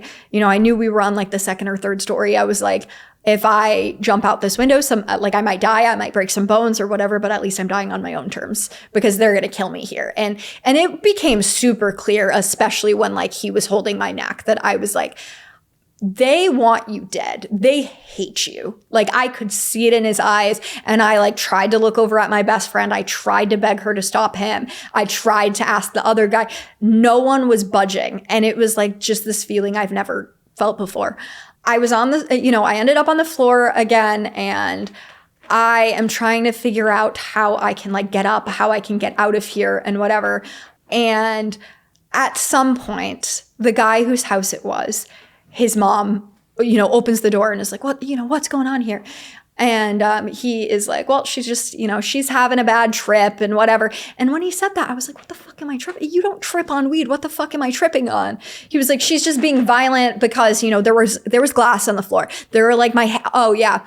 So once I realized that like I was being murdered, like, and let me make this super clear. Like I knew. I was like, you are killing me. Like, that this is a dangerous situation. There's no like if or question in my mind. I'm like, I am in danger. So I remember I had like, I think it was like either I watched a true crime documentary or something, but I decided that I was like, well, you're going to like die here. And someone had told me that if you ever find yourself in that situation, which of course, who thinks they're going to, make sure you taint the room with your DNA. So I was trying to be everywhere in that room, and I like grabbed like chunks of my hair out and I like put them all over the floor and was just trying, like I was like making a mess there. I had heard from one of them that I ripped, like he had a gaming console out of the wall, because what do? You're fighting for your life. And I don't know if she had just gotten home or if she was asleep downstairs or whatever. I do kind of recall he'd said like, you're going to wake the neighbors up when they were like trying to cover my mouth and make me quiet. And I remember him making a comment to my best friend about like, you said she was going to be quiet. And I was just in so much pain when his mom walks in the room and I just see her feet. And I've never met her, by the way. He says, she's like, this is what's happening and whatever. And he's like, but we're going to leave soon. And I was like, no, I'm going to die here. Like they're going to take me off this property. I'm going to die. Like, and I'm trying to like, I can't make my voice like come out. It's kind of, it was just a mess. And she says something that will always stick with me forever, which is she needs to leave. She's not allowed to die here. And just kept repeating, she's not allowed to die on my property. Get her off. She's not allowed to die on my property. Because I was like, you just walked in on your son attacking someone and you're like, and she like said things that made me so aware. Your son's a piece of shit and you don't want the legal trouble from it. I actually did later find out that he was facing charges because he had pulled a knife on his ex-girlfriend and told her that he was going to kill her, and that he had also assaulted a police officer. So she had said like something about he was in enough trouble, and that kind of was one of the things that prompted me later on to look him up. But to be completely honest with you, I didn't think I needed to Google my friends. Especially being so young. I didn't know that like when I Googled his name, it was going to be like, this happened. So she kicks me out. And I like leap up from the floor and I'm like down the stairs and I run out, run to the door and I grab like the door handle. And I like heard my best friend up there, like kind of like arguing with them. Cause like I said, I was on like the second or third story. I know I had to like run down some stairs and I hear her like just talking about like, I'm so sorry and whatever. And I grab the door handle because I'm like, I'm getting the fuck out of here. She must have like gotten there faster. Like maybe I wasn't moving as fast as I thought, grabs my hand and digs her fingernails in. And I like open the door and I just like pull out of her grip and walk out. And she was like, do you even know where you are? Do you even know? And like just starts like taunting me.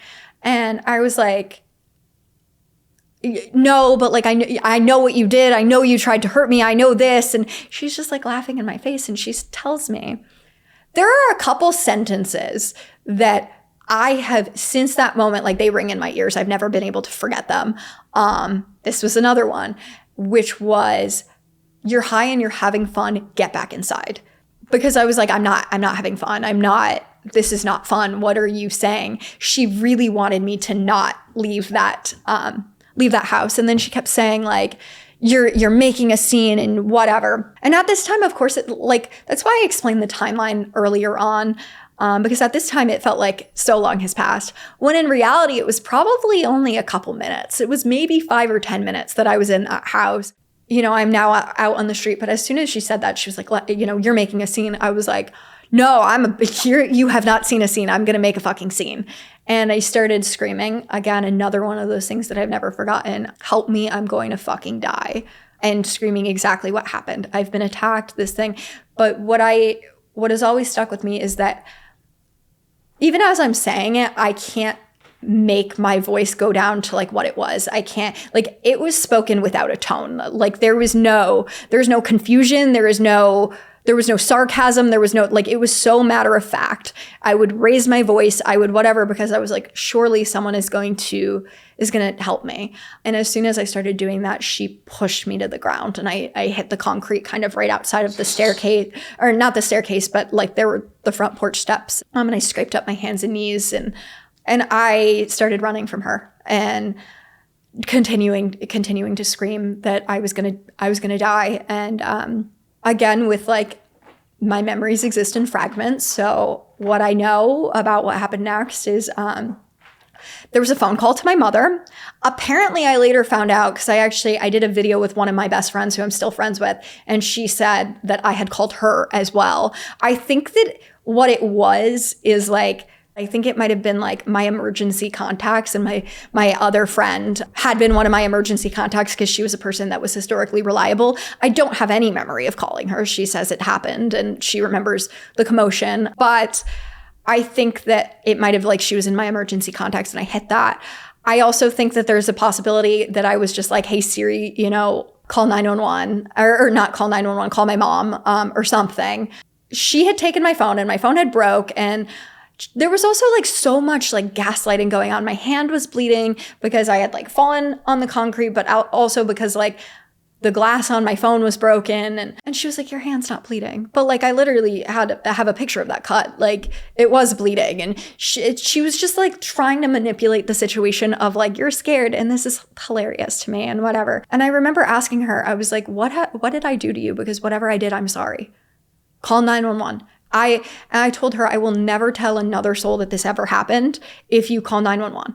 And she says, if I do that, you're going to go to prison. You're going to go there for the rest of your life, because this guy is in a gang and he's a dealer and he's going to kill you. He will kill you. And even if he goes to prison, he will have you killed. And that's a lot to hang over the head of a person in this state. And of course, and it seems realistic because now, like, looking back, I'm like, I almost feel like they were trying to like drop little hints where I knew, like, they were trying to mention the, pills that he was selling the week before and whatever. Things that like I had never known about before in my entire life were now all of a sudden apparent. And I was just like terrified. And I was like, you can tell him, like, put me on record. Like, I am never telling anyone.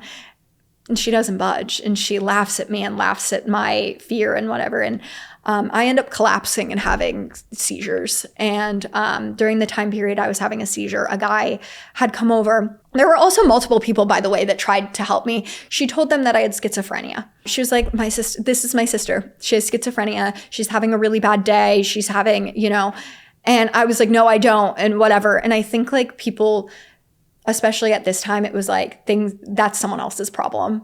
And I don't think people wanted to pull over because they had the fear of like, I was acting very like erratically in public and there was anxiety. I would later find out there were multiple 911 calls made. So they might have just drove away and called 911. I don't really know, but I remember just kind of like begging, and we got into some physical altercations when I was there. She had like tried to put her hand over my mouth and I had like bit her. Anyway, I ended up having multiple seizures, and someone had walked over. And then at this point, I had kind of been like, you're going to die. Like, that's what's going to happen, because my body was shutting down. It was like rapid. My heartbeat felt like I felt like I was swallowing my own heart. I was extremely nauseous. It's so hard to describe all of the physical sensations. And I was just trying to keep myself alert and awake. And so the guy comes over when I have the seizures, and I start kind of like coming to a little bit, but it's obvious something's about to happen again. And I'm slurring my words. I can't really like move and whatever. She tells him I have epilepsy. And when I'm not making sense, she's like, oh, that's how it is with epileptics. Like, people don't want to, step on anyone's toes or whatever. And she's like, she doesn't need help. And the guy is kind of like, oh, okay. And it was around this time, I think, when my mom was called. And the way my mom says that phone call happened is that I screamed, I need help. She did something to me, and just begged her for help and to call 911. And then my friend, like, she had the phone or took the phone from me or whatever, but the phone call ended abruptly. My mom getting that call, which was probably a 30-second call, she was in the car on the way to that gymnastics meet. And so she calls 911, and they say that they have like multiple calls coming in and whatever. And she's trying to figure out what the fuck is happening. And she knows like around what area I'm in. So she calls her friend, who is a police officer in that town, and is like, help me. So she was actually one of the first people to come out. So things started to progress where my body was shutting down pretty rapidly. Again, like I said, this was a super short time frame, and I'm just kind of like, I was trying to pace the street, and I realized that like I'm struggling with my memory a lot. Like, it's like I know that I have to remember something, but I don't remember what it is. And so all that could really come to mind was that I had 2 horses. They were black and white. Their names were Polly and Lightning. I kept saying that over and over and over and over and over again. And as I'm kind of like just doing that and whatever, another guy had come in, and I remember he was on the phone. He was like, what's going on here?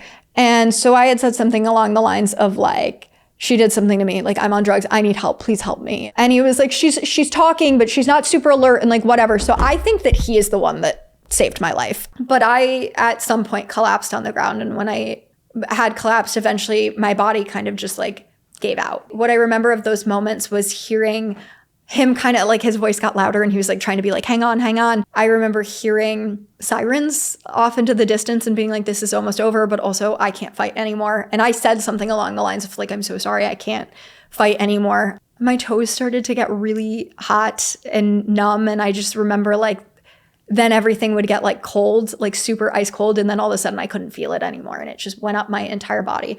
And it just hit me. I was like, I'm dying. And I started to pray. I was like, I don't know what the fuck else I'm supposed to do. It wasn't even like a super religious person. I was like, I need some sort of comfort. And I had a lot of like very heartbreaking thoughts. I was like, I was just murdered. Like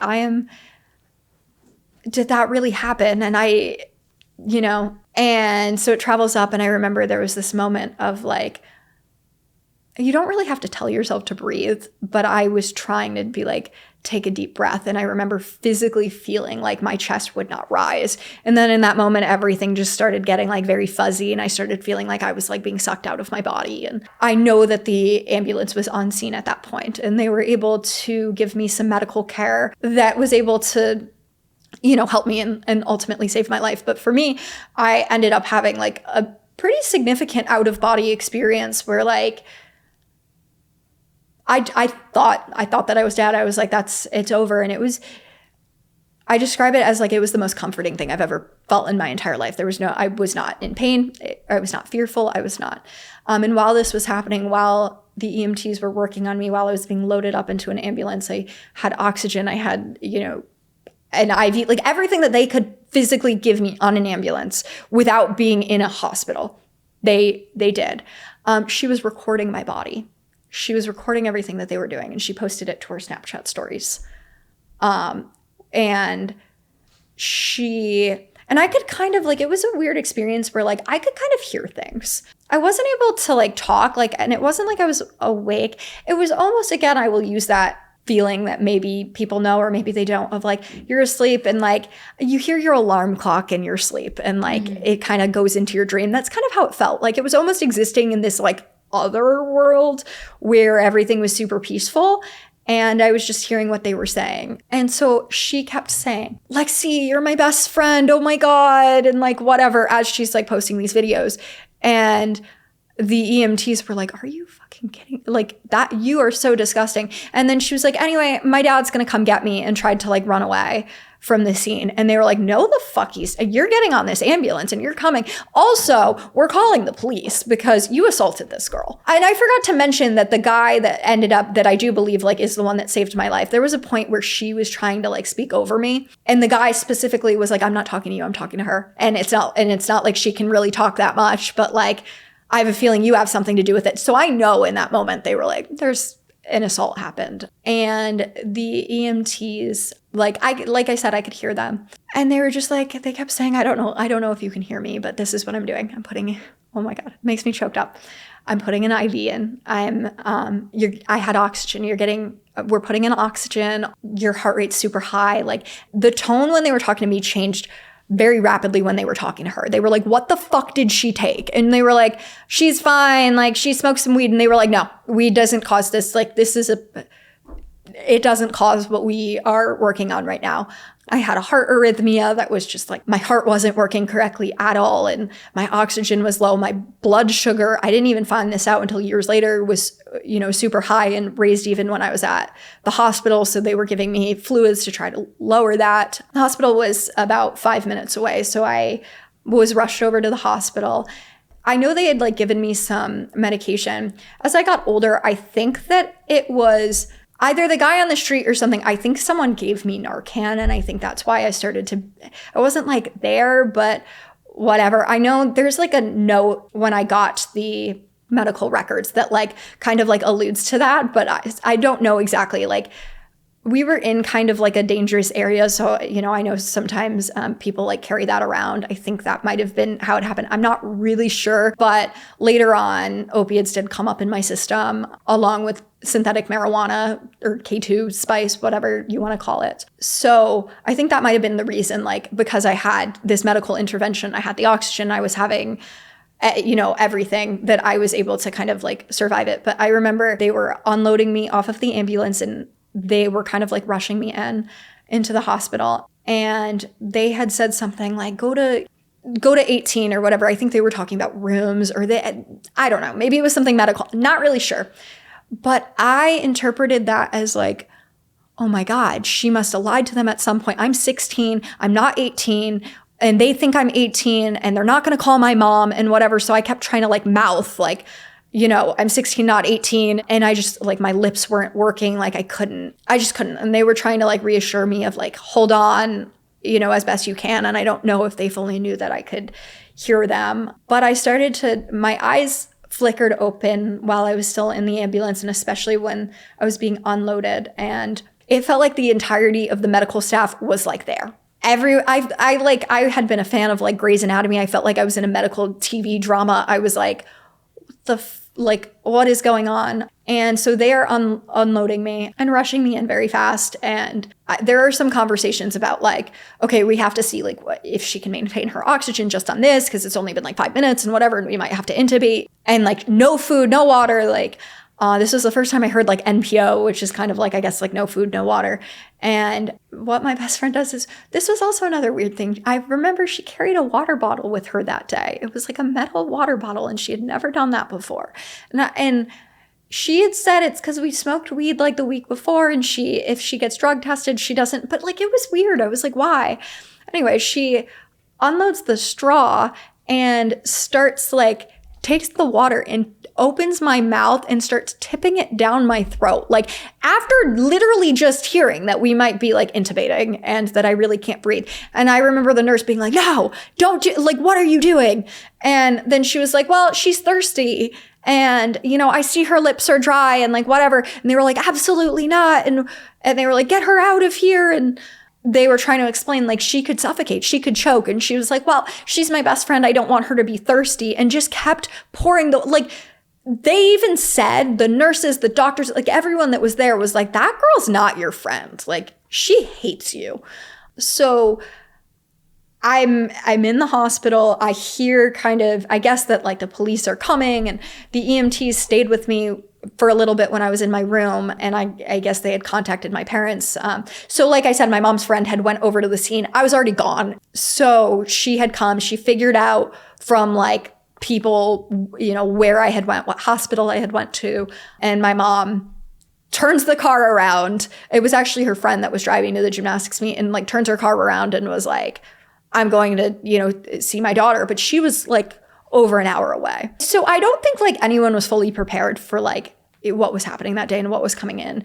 Because they had said to someone who actually, I do believe it was a nurse. They were like, hey, like while we're figuring everything out, stand guard of the hospital room, because they needed to get security up and they weren't just like readily available and whatever. It was just very chaotic because I had been rushed in there, and now like you have to switch off of the ambulance stretcher onto the bed, and they had to attach me to a bunch of tubes, and they were trying to figure out like, you know, what type of testing are we doing? Obviously we're doing a substance test, like a rape kit, like what is going on? And so she tells them that there were no boys there. So like you wouldn't need to do that because whatever, and sort of starts to like control the narrative very early on. But of course no one believes her. My grandparents are the first people that come to the hospital, and they have described this as like the worst moment of their lives. They saw me pretty much, I mean, they lived like 20 minutes or less than 20 minutes, like maybe 15 minutes from the hospital, and were there like very quickly. And my grandmother says that my eyes were like rolled into the back of my head. I was all over the place. I couldn't talk to them. They would like try to squeeze my hand. I couldn't respond. There were periods of time where I guess I was babbling and I thought I was making sense. It was overall a terrifying moment. My grandmother always tells my mom, like, I'm so happy you were not there for that. And my grandfather was livid and was like, today's the day I kill a 15-year-old girl. So the police get there, and I know they had talked to my mom. I know they had talked to the other girl and whatever. And at some point she came into my room, and I was a little bit more, I wasn't like coherent, but I like could understand a little bit and like could talk maybe a little bit because I had so much medication, so much treatment and whatever. And she was like, so I just talked to the police and whatever. And I'm going to tell you what I said. Like, your mom still thinks we went to the movies and blah, blah, blah. And they don't know that the boys were there because my mom probably wouldn't have approved of like me being friends with these other boys that she didn't know. So we kind of just like changed the whole situation. And she was like, what we're going to say is that you thought your breath smelled bad. You thought your breath smelled bad when we were at the movies. And so you asked a stranger for a mint, and he gave you a mint, but the mint turned out to be a pill. And so he roofied you. And like, they're never going to find him. We're leading them into a dead end and whatever. And I was like baffled, and I was not really speaking, but I kind of like understood that she had said that. And I was like, and my brain was still very much like, this is my best friend. Like, but she had just attacked me and I was afraid of her. And then she told me, she's like, Lexi, do you want to go to prison? Do you want all the things that are going to happen? They're going to kill you. Like, you have no idea how bad this is about to get. And the manipulation and blackmail and whatever just got so strong in that moment. And so the police had at, some point come into my room, and that's the statement I gave them. I actually don't know if I gave them that statement or if I just corroborated what she had said. Because I don't think I actually said that to them, because I think I told her that I wasn't going to lie. But they had come in and they were like, can you tell us, what happened? And I just said, my best friend would never hurt me. That part I do like distinctly remember. They went on to ask my mom, do you think like she would lie for someone? Because I had bruises on my body. That's what I was going to ask you. So you did have bruises. So like I said, it was such a short period of time. So it's not like I had obviously had the shit beaten out of me and whatever. And I was fighting back too. So I kind of had some like markings, like maybe some like scratches and whatever. Nothing that was like super duper visible on, my face, neck area, but on like the parts of my body that were uncovered. I had some bruising. Her excuse for why I had some bruising, and the one that I had sort of just been like, okay, it was like, I ride horses. I work in a barn. I have bruising all the time. The way bruising happens a lot of the time is it's not immediate. So they were looking at my immediate body condition.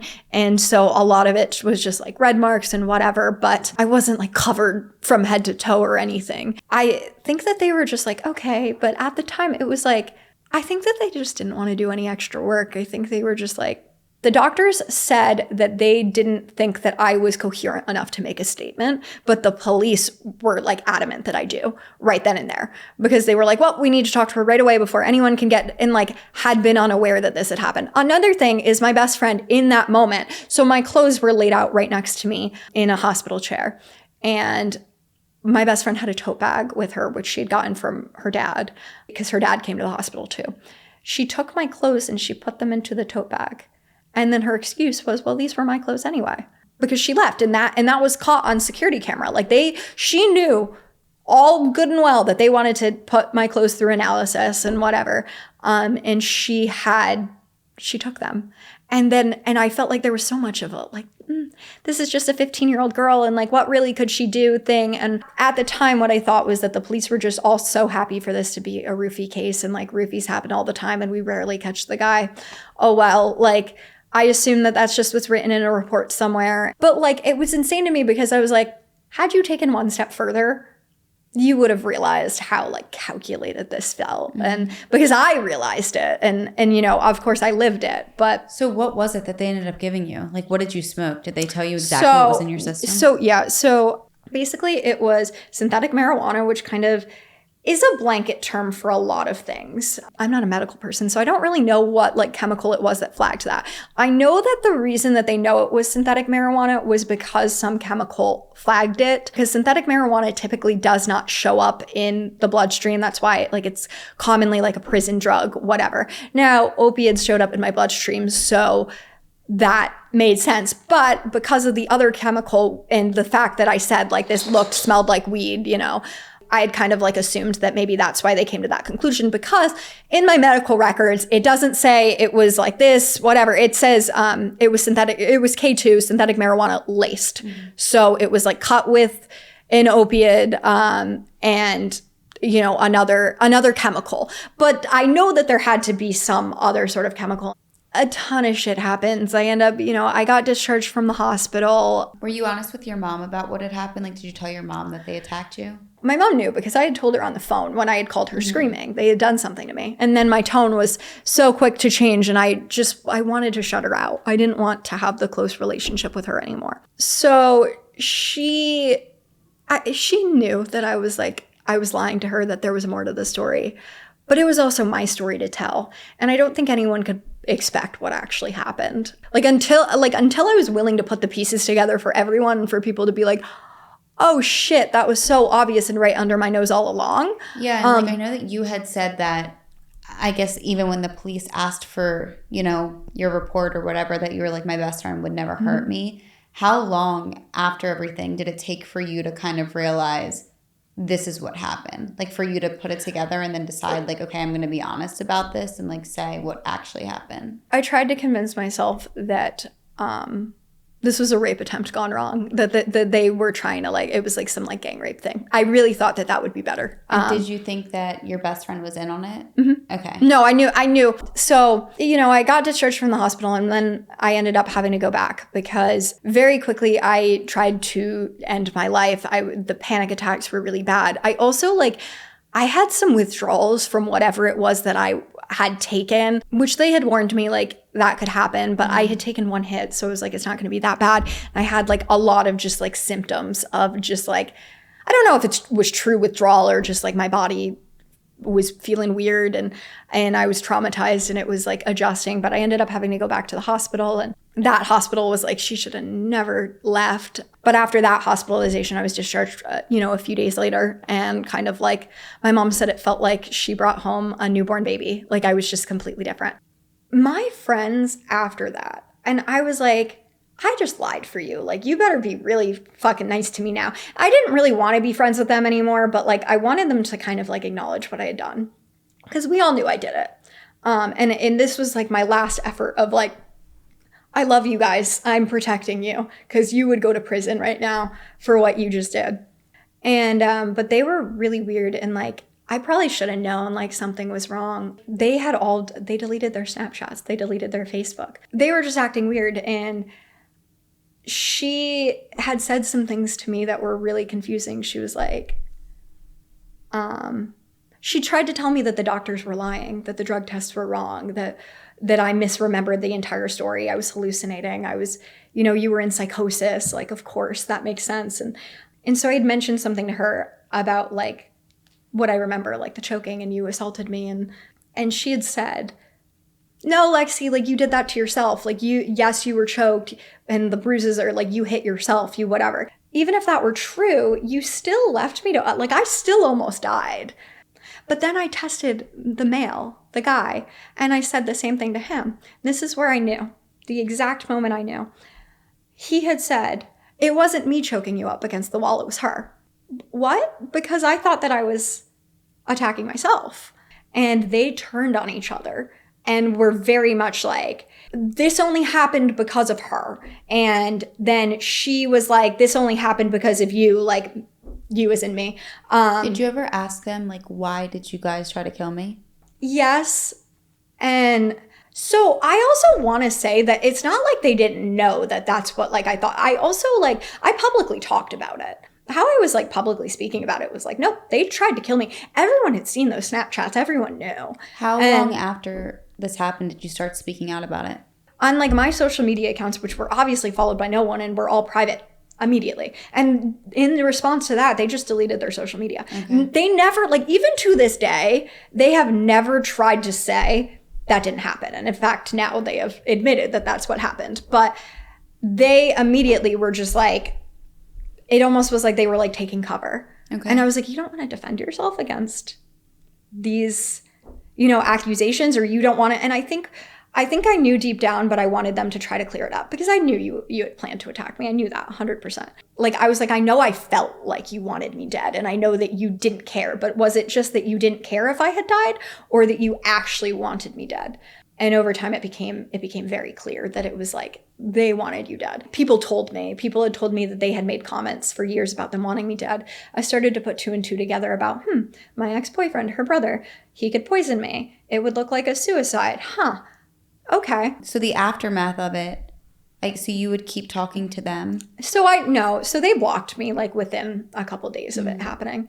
After kind of trying to pin it on each other. And I think once they realized their massive fuck up and that like... How old were you at this point? I was 16. Okay. So you were testing them. They end up going back and forth, kind of blaming each other, and then they both block you. Yeah. Well, and there was another guy. Let's not forget this. Right. So this is where like the whole, I don't really know what happened. He was the guy that I was supposed to be flirting with. He disappeared from existence. Like I never heard from him again. He never said anything. He was never a part of the back and forth. But it was like bizarre. And then a couple months later, it was like March or April. And I'm having panic attacks every day and I'm struggling deeply with dissociation. And she calls me out of the blue. And I picked up the phone and I was like, why? Like, and she admits to me, this is not the, like, a lot of people that know of me might know that there was a big confession in the case. This was not that. And she tells me, she was like, yeah, it was at their command. They wanted to do this. And like, what I remember hearing was that this was part of, she had kept saying that these people were in a gang and this was some sort of thing related to that. And I was like, okay, that makes sense. And I think I was so focused on being scared that like, I technically lied to the police and that they were gonna, it was gonna be held against me and that's gonna be used against me in court and whatever and how this looks. And like, I just thought like this looks, I don't know.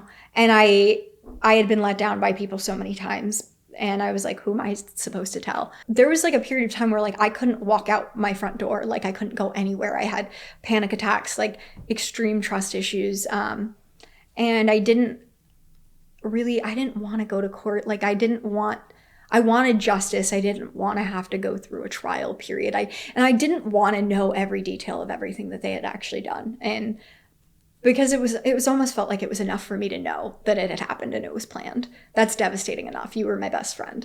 So I kind of was just like, okay, I'm going to start healing from this. I'm going to start again. And that's where I was at. But shit kept happening over the years. Every time I would get even remotely comfortable saying anything about it, weird things would start happening. Like I got my tires slit multiple times when in my adulthood, I've now moved on in my life and whatever.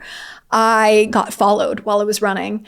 I would have panic attacks during, I ran track and field in college and I would have panic attacks during races and my times were awful and whatever. I couldn't live. So it was, my decision to speak out on TikTok was about me. And it wasn't really about, I kind of just like didn't care anymore. And how long ago did you start speaking out about it on TikTok? So I made a video in March 2023. So fairly recent. Okay, actually, yeah. So I made a video in March 2023. There was actually a video that I had made a couple months earlier. And I was just like, guys, I was the survivor of an attack and whatever. And then I privated the video and I didn't speak about it again until March. That was in like September 2022. I've dealt with an eating disorder for a long time, but my eating disorder sort of changed after I got attacked. I developed what's called ARFID, which stands for Avoidant Restrictive Food Intake Disorder. And I basically became scared that all food was dangerous to me. And it was not just food. I also got a phobia of medication. There were actually many years where I was able to exist normally. I did smoke weed again. People always want to know about that for whatever reason. I was okay until I realized like the extent of it. Mm-hmm. And sometimes I feel like it takes time for us to actually process and have it hit us of like, oh shit, like this is what happened to me. And then it kind of starts like spiraling. Mm-hmm. And probably like the biggest moment for me was I was 19 and I was in therapy and I was talking to my therapist about the other situation with the predator guy. And I was like, I feel so upset because like I home wrecked that relationship, even though it was like never consensual and whatever. And he was like, you can't home wreck relationships between an adult and a child like that. It doesn't work like that. And I was like, oh, okay. And then I was like, that was abuse. And that was also abuse. And not only that, that was a crime. Like all of these were crimes. And I was like, wow. And so I had this massive mental breakdown. I did not leave my bed. I lost like 50 pounds. I ended up in the hospital. I had a potassium deficiency, so a sodium deficiency, problems with my calcium. Like I ended up needing IV nutrition. I was so sick. And then I proceeded to just get sicker and I couldn't take any medication. And yes, it was years afterwards because it took a little bit. And it's not to say that I wasn't traumatized before, but I was functioning. I was living in survival mode. But that sort of like validation from the therapist of like, nothing you went through was normal. And my realization of what I had lost. It's March 2023. I was like, my life has just like blown up and I can't do this anymore. I've done this for, 8 years or 7 years. And I was like, hey, my name is Lexi and my best friends tried to kill me. Anyway, this video is about healing. And I threw my phone, I went on a run, and I came back and the video was viral. It was like a sensation. I was like, oh my God, everyone knows about this now. And I just like was like deeply unsafe. And I talked to my mom about it and my boyfriend at that time. And I was like, I think I can do this. I think I can step into this. And I really want to advocate. But I was so terrified. I'm sure. People would always point out my body language, but like I always felt like when I was filming, like it felt like someone was like, I thought like they were like going to jump out from behind me. And like, I was like, you're not allowed to talk about this. You're in danger if you talk about this. So I tried to keep everything so subtle. And I wanted to make it like, I knew that people who knew me were going to recognize the story. I knew people were going to be like, oh, okay. I knew people who went to school with me would recognize who it's about. So I tried to create this sense of like, no one knew. And I wanted to take the power away from them. I wanted to give it back to myself. I didn't want to make it about, like I wanted, yes, to talk about what they did to me, but I wanted it to be about like my advocacy and who I am now. But quickly I learned that people on social media cannot let a good thing be a good thing. And people would tear me apart and, comment on every aspect of like how I told the story and, what I was saying and whether or not I was being truthful. And I was just like, you don't even fucking know. Like, you don't know how much I lost and how much it takes for me to function as a person every day and how much speaking out means to me. So I kind of like went back and forth in the very beginning on if I'm even doing this or not. And then finally my mom was like, I've got some shit to say. I want to make a video. I want to talk about and we literally were like in the car when this happened. And she was like, she just like was at, picking my sister up from a friend's house. She was like, I want to make a video. So we made a video. That video hit like 1 million views in like 2 hours. I hadn't experienced that because my viral video before It was like 20,000. Yeah, it was at like 20,000 and I felt super viral. I had started this and I had like 1,000 followers and I had, crawled up. I'm like, oh my God, that's insane. And I realized like I really wanted to do something powerful with that. I was like, how can I make sure that I'm using this for good? And I tried to emphasize like taking the power away from these people, sharing my story. And taking your power back. And it resulted in a person becoming very overly obsessed with me. And that person proceeded to excessively stalk me. Was this somebody random? Random. I have a protection order against them. I talk about this a lot because it's still actively going on, you would think, after it started. But like, I don't know, there was just an obsession with me, and I'm not going to say everyone had it, but like, just like people wanted to speculate. People wanted to enjoy the true crime aspect of it, which I understand to an extent, but I've also I feel like I've been very transparent with being like, I'm not telling you guys every single little detail. I don't want to make because I also have my safety. And so as I'm kind of navigating it, this person they first started texting my brother and they claimed that they knew me. Where I kind of noticed something was wrong was my attackers all of a sudden came out of the woodworks and they had tried commenting on my videos.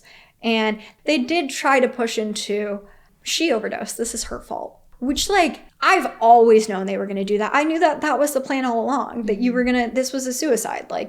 I knew that that's what my ex had said, and they were just trying to push in. But they knew details that it was insane. And I've said this since the beginning, and what pisses me off so much about that particular statement is even if that were true, you still decided that I was allowed to die on your watch. You still stole things that you knew were going to be used as evidence. You still manipulated to me, lied to me, but okay. And so I did comment that. I have the Snapchat videos.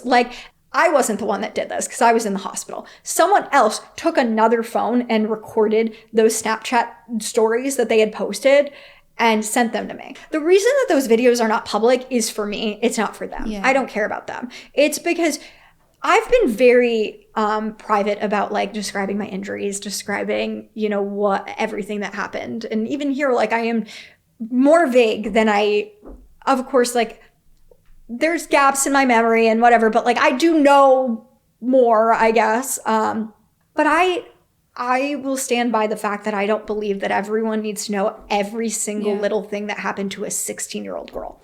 And the ways in which I had my trust violated and whatever. So I'm never telling you. I have shared some of my medical records, and I made the mistake initially of believing that people just wanted verification that this happened. So I did that. And then of course the goalpost moved. It moved from it hasn't happened to, or it didn't happen to, well, something happened, but she's manipulating the story. And here's this person who claims they know her but I noticed that it was this one girl that kept telling me about all these comments because I have these people blocked. I don't need to have them in my life. I don't feel the need to explain myself ever. She tells me she's a fan of mine. She's a super fan. She messages me all the time. She whatever. And there was a point where she sent me a really creepy poem that she had written me. And for everyone watching, I have shared it on TikTok, but basically she says she's having dreams about me. And it's a poem about love being rejected. And when I had responded to it very kindly, and then she walked it back, I will give her that, and was oh, this is just something that makes me think of you. It wasn't, I wrote it years ago. And so she starts kind of over inserting herself in my life. I get a message. And the message says, and it is in April of this past year, chilling information. That is the subject title. And it goes, hi, Lexi. My name is, I follow you on TikTok. I have some information you might want to know. And I was like, what information? And this is while this is all going on. So I'm oh my God. This is where they're randomly commenting on things. That's what I'm referring to. So I'm kind of what's going on? And basically she goes back and forth about being weird towards me, and then eventually was someone I know messaged John, which is the fake name of my ex-boyfriend. This was Friday, April 12th. My sister gets a text. Hi. She answers, who is this? Is this Lexi? No, stop trying to contact her now. Okay, just tell her I'm very sorry for what I did to her in 2015. I'm, insert one of my attacker's names, as in his full name. Also, please tell her to stop mentioning me on her TikToks. That's all I needed to say. I hope one day she forgives me. So I was like, oh, you are sorry for what you did to me in 2000. Did you just fully acknowledge for possibly the first time ever, because he was, the worst of it. He gave me the substance. He had me up against that wall. Like, did you just acknowledge that? And I answered, I said, that's him. Who? And I was like, he attacked me. And my sister said he tried calling me. Should I just ignore it? So here's what's interesting. Her number was mine at the time. I changed my number after it happened. But I have kept all of their contacts and I lined up the number. It's his number. So I'm like, he just confessed. Like, I don't know what that's going to do, but I know I'm going to the police. I know that. So you plan to go to the police? I did go to the police. Okay. And so I told them that he was confessing. And so they didn't do a whole lot. I wanted to get all the police records. I wanted to get everything straight. So I got all of my medical records, the police records, like whatever. And what was very strange was when I called the police station to get the records for the ones that actually took my statement, they were like, we don't have anything under your name. And I was like, what do you mean you don't have anything? And they were like, well, like a file exists, but like it's empty. And like it exists for that day. Like it's empty. Like, I don't know what happened. And I was like, okay, but I know you were the investigating police department. And kind of like my working theory was one of them. The boyfriend of my best friend, he was the son of a police captain. Huh. And I know that police captain had like been known to do some shady shit. So I was like, I wonder. Yeah. So I dived down a rabbit hole and I wanted to find out the name of like the father. And so I find out his name and I Google him. I type his name into Google because I'm like, oh. And I find out that he stepped down because he was convicted of corruption. He had to step down because he tampered with evidence in another case relating to the assault of a worker. There, he told her to delete evidence, encouraged her to do so. There are articles about this, just like a bunch of things. So I started working with a victim advocate and a lawyer on my case because we were trying to figure out like what can we do from a civil perspective, if anything. Because criminally, it was really difficult to, even with that like wording of like, I'm sorry for what I did to her. Like there's an argument that this could be an assault and battery case, which statute of limitations would have been up. Most felonies, it is up in 5 years. And in the state of Connecticut, that's the same. So we were trying to figure out like, what can we do from this perspective? And we decide to have me make a video that was like, there's been a confession, to see if it inspired anything else to happen. Because sometimes people are like panicking and whatever. So I made that video. That video went viral. But this girl starts messaging me. She has chilling information. Someone that she knows, he's not real, messaged my ex. And he's willing to confess to, what happened. And I don't know that I will ever give him the power of saying exactly what are in those messages. But that was like, she sent me screenshots. Yeah. And it just broke me because. And when was this? This was still in April? Still in April. Okay. I've never been like less okay in my entire life. I went to the police station and I was telling them and whatever. And then I just kept listening to Praying by Kesha on repeat and just like sobbing because I wasn't sure what was going to happen. I couldn't move. I remember I couldn't even pee. Like I couldn't go to the bathroom. My brother had to like come help me. And like, I'm not super close to my brother. I went and collapsed in my grandmother's arms afterwards. My mom was away. She was on a trip and she had my other siblings. Like it was just my brother that was there. I don't live with him, but I went over to his house and collapsed and broke down. And I was like, this is it. I have just lost, like, I no longer can control this. But also like there was a fear of like, people are going to like eat that up. Like people online, which I already had a hard time with them because I've already struggled a lot. But I kind of knew like someone, if this like gets talked about, like I don't want to, I'm like scared to have to deal with whatever is coming next. And I also knew that there would probably be details of the crime that I have not said that are going to come out. And I was scared. I was like, I've lost my ability to control what happens. And I don't know how I'm going to deal with like reading shit about me online and like, and also what if people are like on his side and whatever and on their side, and like how is this going to bringing like the public into it? Yeah. Well, because that's what I kind of knew. Like I was scared. Because I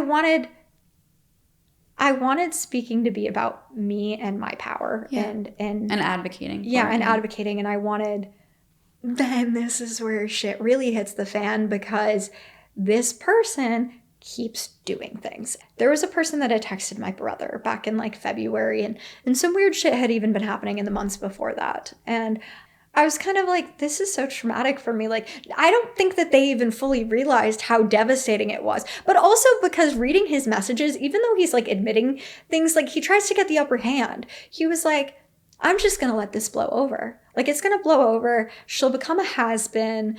Let her do whatever she wants and seek attention from the situation, knowing it's like a decade-old drama and whatever, and like no one cares. And it was just like so clear, because I was like, you are getting accused of attempted murder, like your family. And you're like, what can you do? Mm-hmm. Like those were actually his words, his exact words. So basically this stalker person that reached out, they were just giving you information of what he was saying. Yeah. So it progressed a lot. So that was it initially.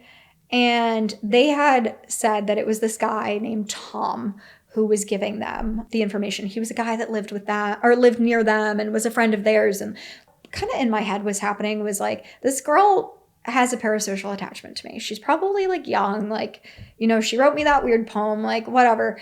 And people think it's funny that she has this and are making fun of her. And they decided that they would go out of their way and message my ex. And so I almost felt like protective over her. And I think she liked that. She started getting super weird. She started sending me $30 every day. I founded a nonprofit organization. It's called Sound of Survivors. And so she kind of like was saying that they were like donations, but also they were gifts. And it felt very much like you were using that to try to control me. And eventually I figured out that it was her. And how I figured that out was because I was like, where do you live, by the way? And she had said she lived in Michigan. And I was like, okay, Michigan. And like figured out it was her, as in I figured out there was no Tom, and that she was the person that texted my brother all those months ago and had been harassing people in my life for months because she had texted off of an iMessage number and like continuously was texting people. This is still just like a random person that found you through TikTok. Okay. Never met her. And she was like, I'm from Michigan. And I was like, oh, okay. But these were like days after the confessions, after whatever I'm dealing. And the police were like investigating, and we're trying to figure out like the big question that we were asking was like, why now? Why are they coming out now? Why, what's going on? So I was looking into that personally too, because of course I'm curious. I'm like, what has you willing to like message some, like what level of desperation is that you texted a number that you thought was mine, that you are willing to like talk to some random stranger, like, but this girl's messaging me and she says she's from Michigan. And I was like sitting down next to my mom and I was like, we were talking and I was like, that's just so weird and blah, blah, blah. And then I was like, where was that area code from that's been texting my family members? And I was like, it's from Michigan. Okay. I decided I was going to have my mom call and say, hey, can we speak with this, this person, see if it's them? It was them. So I was like, okay, so someone is stalking me. Someone's stalking me. And I bring that to the police and they're like, all right, well, we're going to give them a call. I got an email that was from her brother that said that they were planning on, was planning on flying out to Connecticut to come and kill my attackers because she was so angry. And every time she sees me, she's just distraught. And like, I was like, I got to get the police on this because I'm not being, like, I don't know what's going to happen. Yeah, that's like crazy. Yeah, I'm not being a part of that. So I called the police and whatever. And this person starts like excessively emailing me. She finds my best friends, my actual like to this day best friends number, and calls them, just starts spamming me, like really weird stuff. And eventually my best friend's on the phone and is like, you need to leave Lexi alone. And I get on the phone and I was like, this is very traumatizing for me, whatever. And it keeps going on. She refuses to say she'll leave me alone. So Eventually, the police were like, I think you should get a protective order. I think like she was threatening, after I blocked her, she threatened my physical safety all the time. She excessively called my friends, whatever. But what was especially weird is she started sending like things to my address to let me know she knew where I lived. The big one was pizzas. My protection order was granted. The police had told me after they found out that these confessions were coerced confessions, essentially, like, even though this is what happened, it falls under coercion, which is not admissible in court. So that's it. I had this tiny flicker of hope. After I had made peace with the fact that, like, hope is gone, I had this tiny flicker of hope that there is some sort of case and these are now coerced confessions. There's nothing I can do. And so she breaks the protection order almost immediately and creates AI porn of me. I remember I was sitting in the library. I get an email notification. It was like pornhub.com. You just signed up and whatever. And then I find out from people like she's like doing like AI stuff. I report that to police, whatever. They're like, yep, that's a violation of the protection order. They get a search warrant, which they prove that, it is her violating it. And they successfully obtain an arrest warrant. And she continues. When they recommended that I got a protection order, I thought that it would be there to protect me. It's not, actually. So even though there is an arrest warrant, they're non-extraditable. So this is not a violent offense, stalking, threatening my life, all of those things. Like, until she physically does something, they can't act on it. So they just keep going after arrest warrants for her. And she knows that there's not really anything they can do. So because it crosses state lines, they asked the FBI to step in. The FBI stepped in. They've been trying to figure it out from like a federal angle, whatever, for so long. That's where it still is now. It still is, yeah. Okay. She's currently pretending to be dead. The big thing that happened is I was at a Sabrina Carpenter concert, literally like recording the concert when she starts. She found my number. I changed my number several times, and she's found my new number, and she spammed me. And she proceeded to send me hundreds of texts, hundreds of emails, hundreds of comments on my TikTok. I decided to start speaking out about her. So I kind of like brought it online. And when I did that, she individually messaged every single person that commented on that video and doxed me to them. She gave them my full name, my full address, my abuser's full name, my abuser's full address, all of their information, their Facebook profiles, my number. And of course I feel horrific about that. And I'm like, you shouldn't be dragged into this. So that's what's going on. I kind of was told like, unless there's definitely a civil angle with my attackers. It's whether or not it's worth it because they have money. They don't necessarily have the amount of, there's not an incentive. And unless people are like worth a lot, civil lawsuits cost more than they're worth. Yeah. And that's more like proving a point. So right now, as far as like where you are on your journey, are you still in therapy? Yeah. Okay, so you're in lots of therapy. And have you felt like you have found like some closure from the situation and from speaking out about it? I feel like the more I've done, I have the nonprofit organization. I'm working on the book. I like do public speaking. The more I've done those things, the more I feel like comfortable. Yeah. And it feels like you're owning your story. There is a sense of justice in it. There is a sense of like peace with everything that's happened. And it's kind of gotten to a point where like my story, it has purpose now. Yeah. It's not just my story. It's a story that has helped so many people, that so many people have listened to without ever really knowing, like this is the first time that people are really going to know the full, or at least most of the details of what happened. And so I find a lot of peace in that, and having words that like have meaning. So yeah, and that's my form of justice. Of course, I wish that there was not still like things happening, but I'm a lot more equipped to deal with things, and I have to recognize like I have a lot of privileges that I didn't have before that are thanks to social media and the kind of like success, I guess you could say, of like talking about my story. There have been opportunities that came into my life that I wouldn't otherwise have. So yeah, I do feel like, it happened, and there's no way to change that anymore. And I'm grateful to kind of just be able to give it a purpose. Yeah. It didn't have one for so long. Exactly, right. And it takes a lot of courage to come out and basically, talk about a time that you were, your life was almost taken from you. Yeah. Because that obviously is traumatic and terrifying on its own. But then you're kind of like, every time you talk about it, you're almost like forced to relive it. Yeah. So obviously I'm glad that you've been able to kind of give yourself a voice and take your power back in whatever way you can from that situation. Yeah, no. I feel like I always get comments from people that like have watched since the beginning or whatever that are like, you've changed. Just like I've said, my body language was different. I was very nervous talking about it. And now like I have told this story so many times, I feel a lot more confident in just speaking about it. It's not this. It used to be super emotional. There were parts that I would get extremely triggered on and whatever. But now I'm like, there's meaning to it. And there's a reason that I'm telling it. And I know someone's going to listen to it and feel something, even if it's just one person. So yeah. No, absolutely. And thank you so much for coming on here. Yeah, thank you so much for having me. Of course, and telling like the full version of it. Because I know it's a lot, and I feel like there are so many different parts to it. And like you said, like obviously on TikTok, you're able to condense it all. Yeah. And, it's not, I feel like you made it very clear of like your childhood and kind of your upbringing. Pieces, and like why, I feel like because for some people, it's easy when you just hear bits and pieces of a story to be like, well, why didn't you do this or that? But they don't really probably know like your background and how you were and, the bullying that you went through and everything that was ingrained in your brain of like, this is what I should and shouldn't do. And it kind of, it sets the tone for where you are today and what happened to you. But no, I appreciate it so much. Thank you so much. Thank you. Was there any other parts that you wanted to include? I don't think so. You got it all. Thank you so much. Yeah, thank you so much for having me.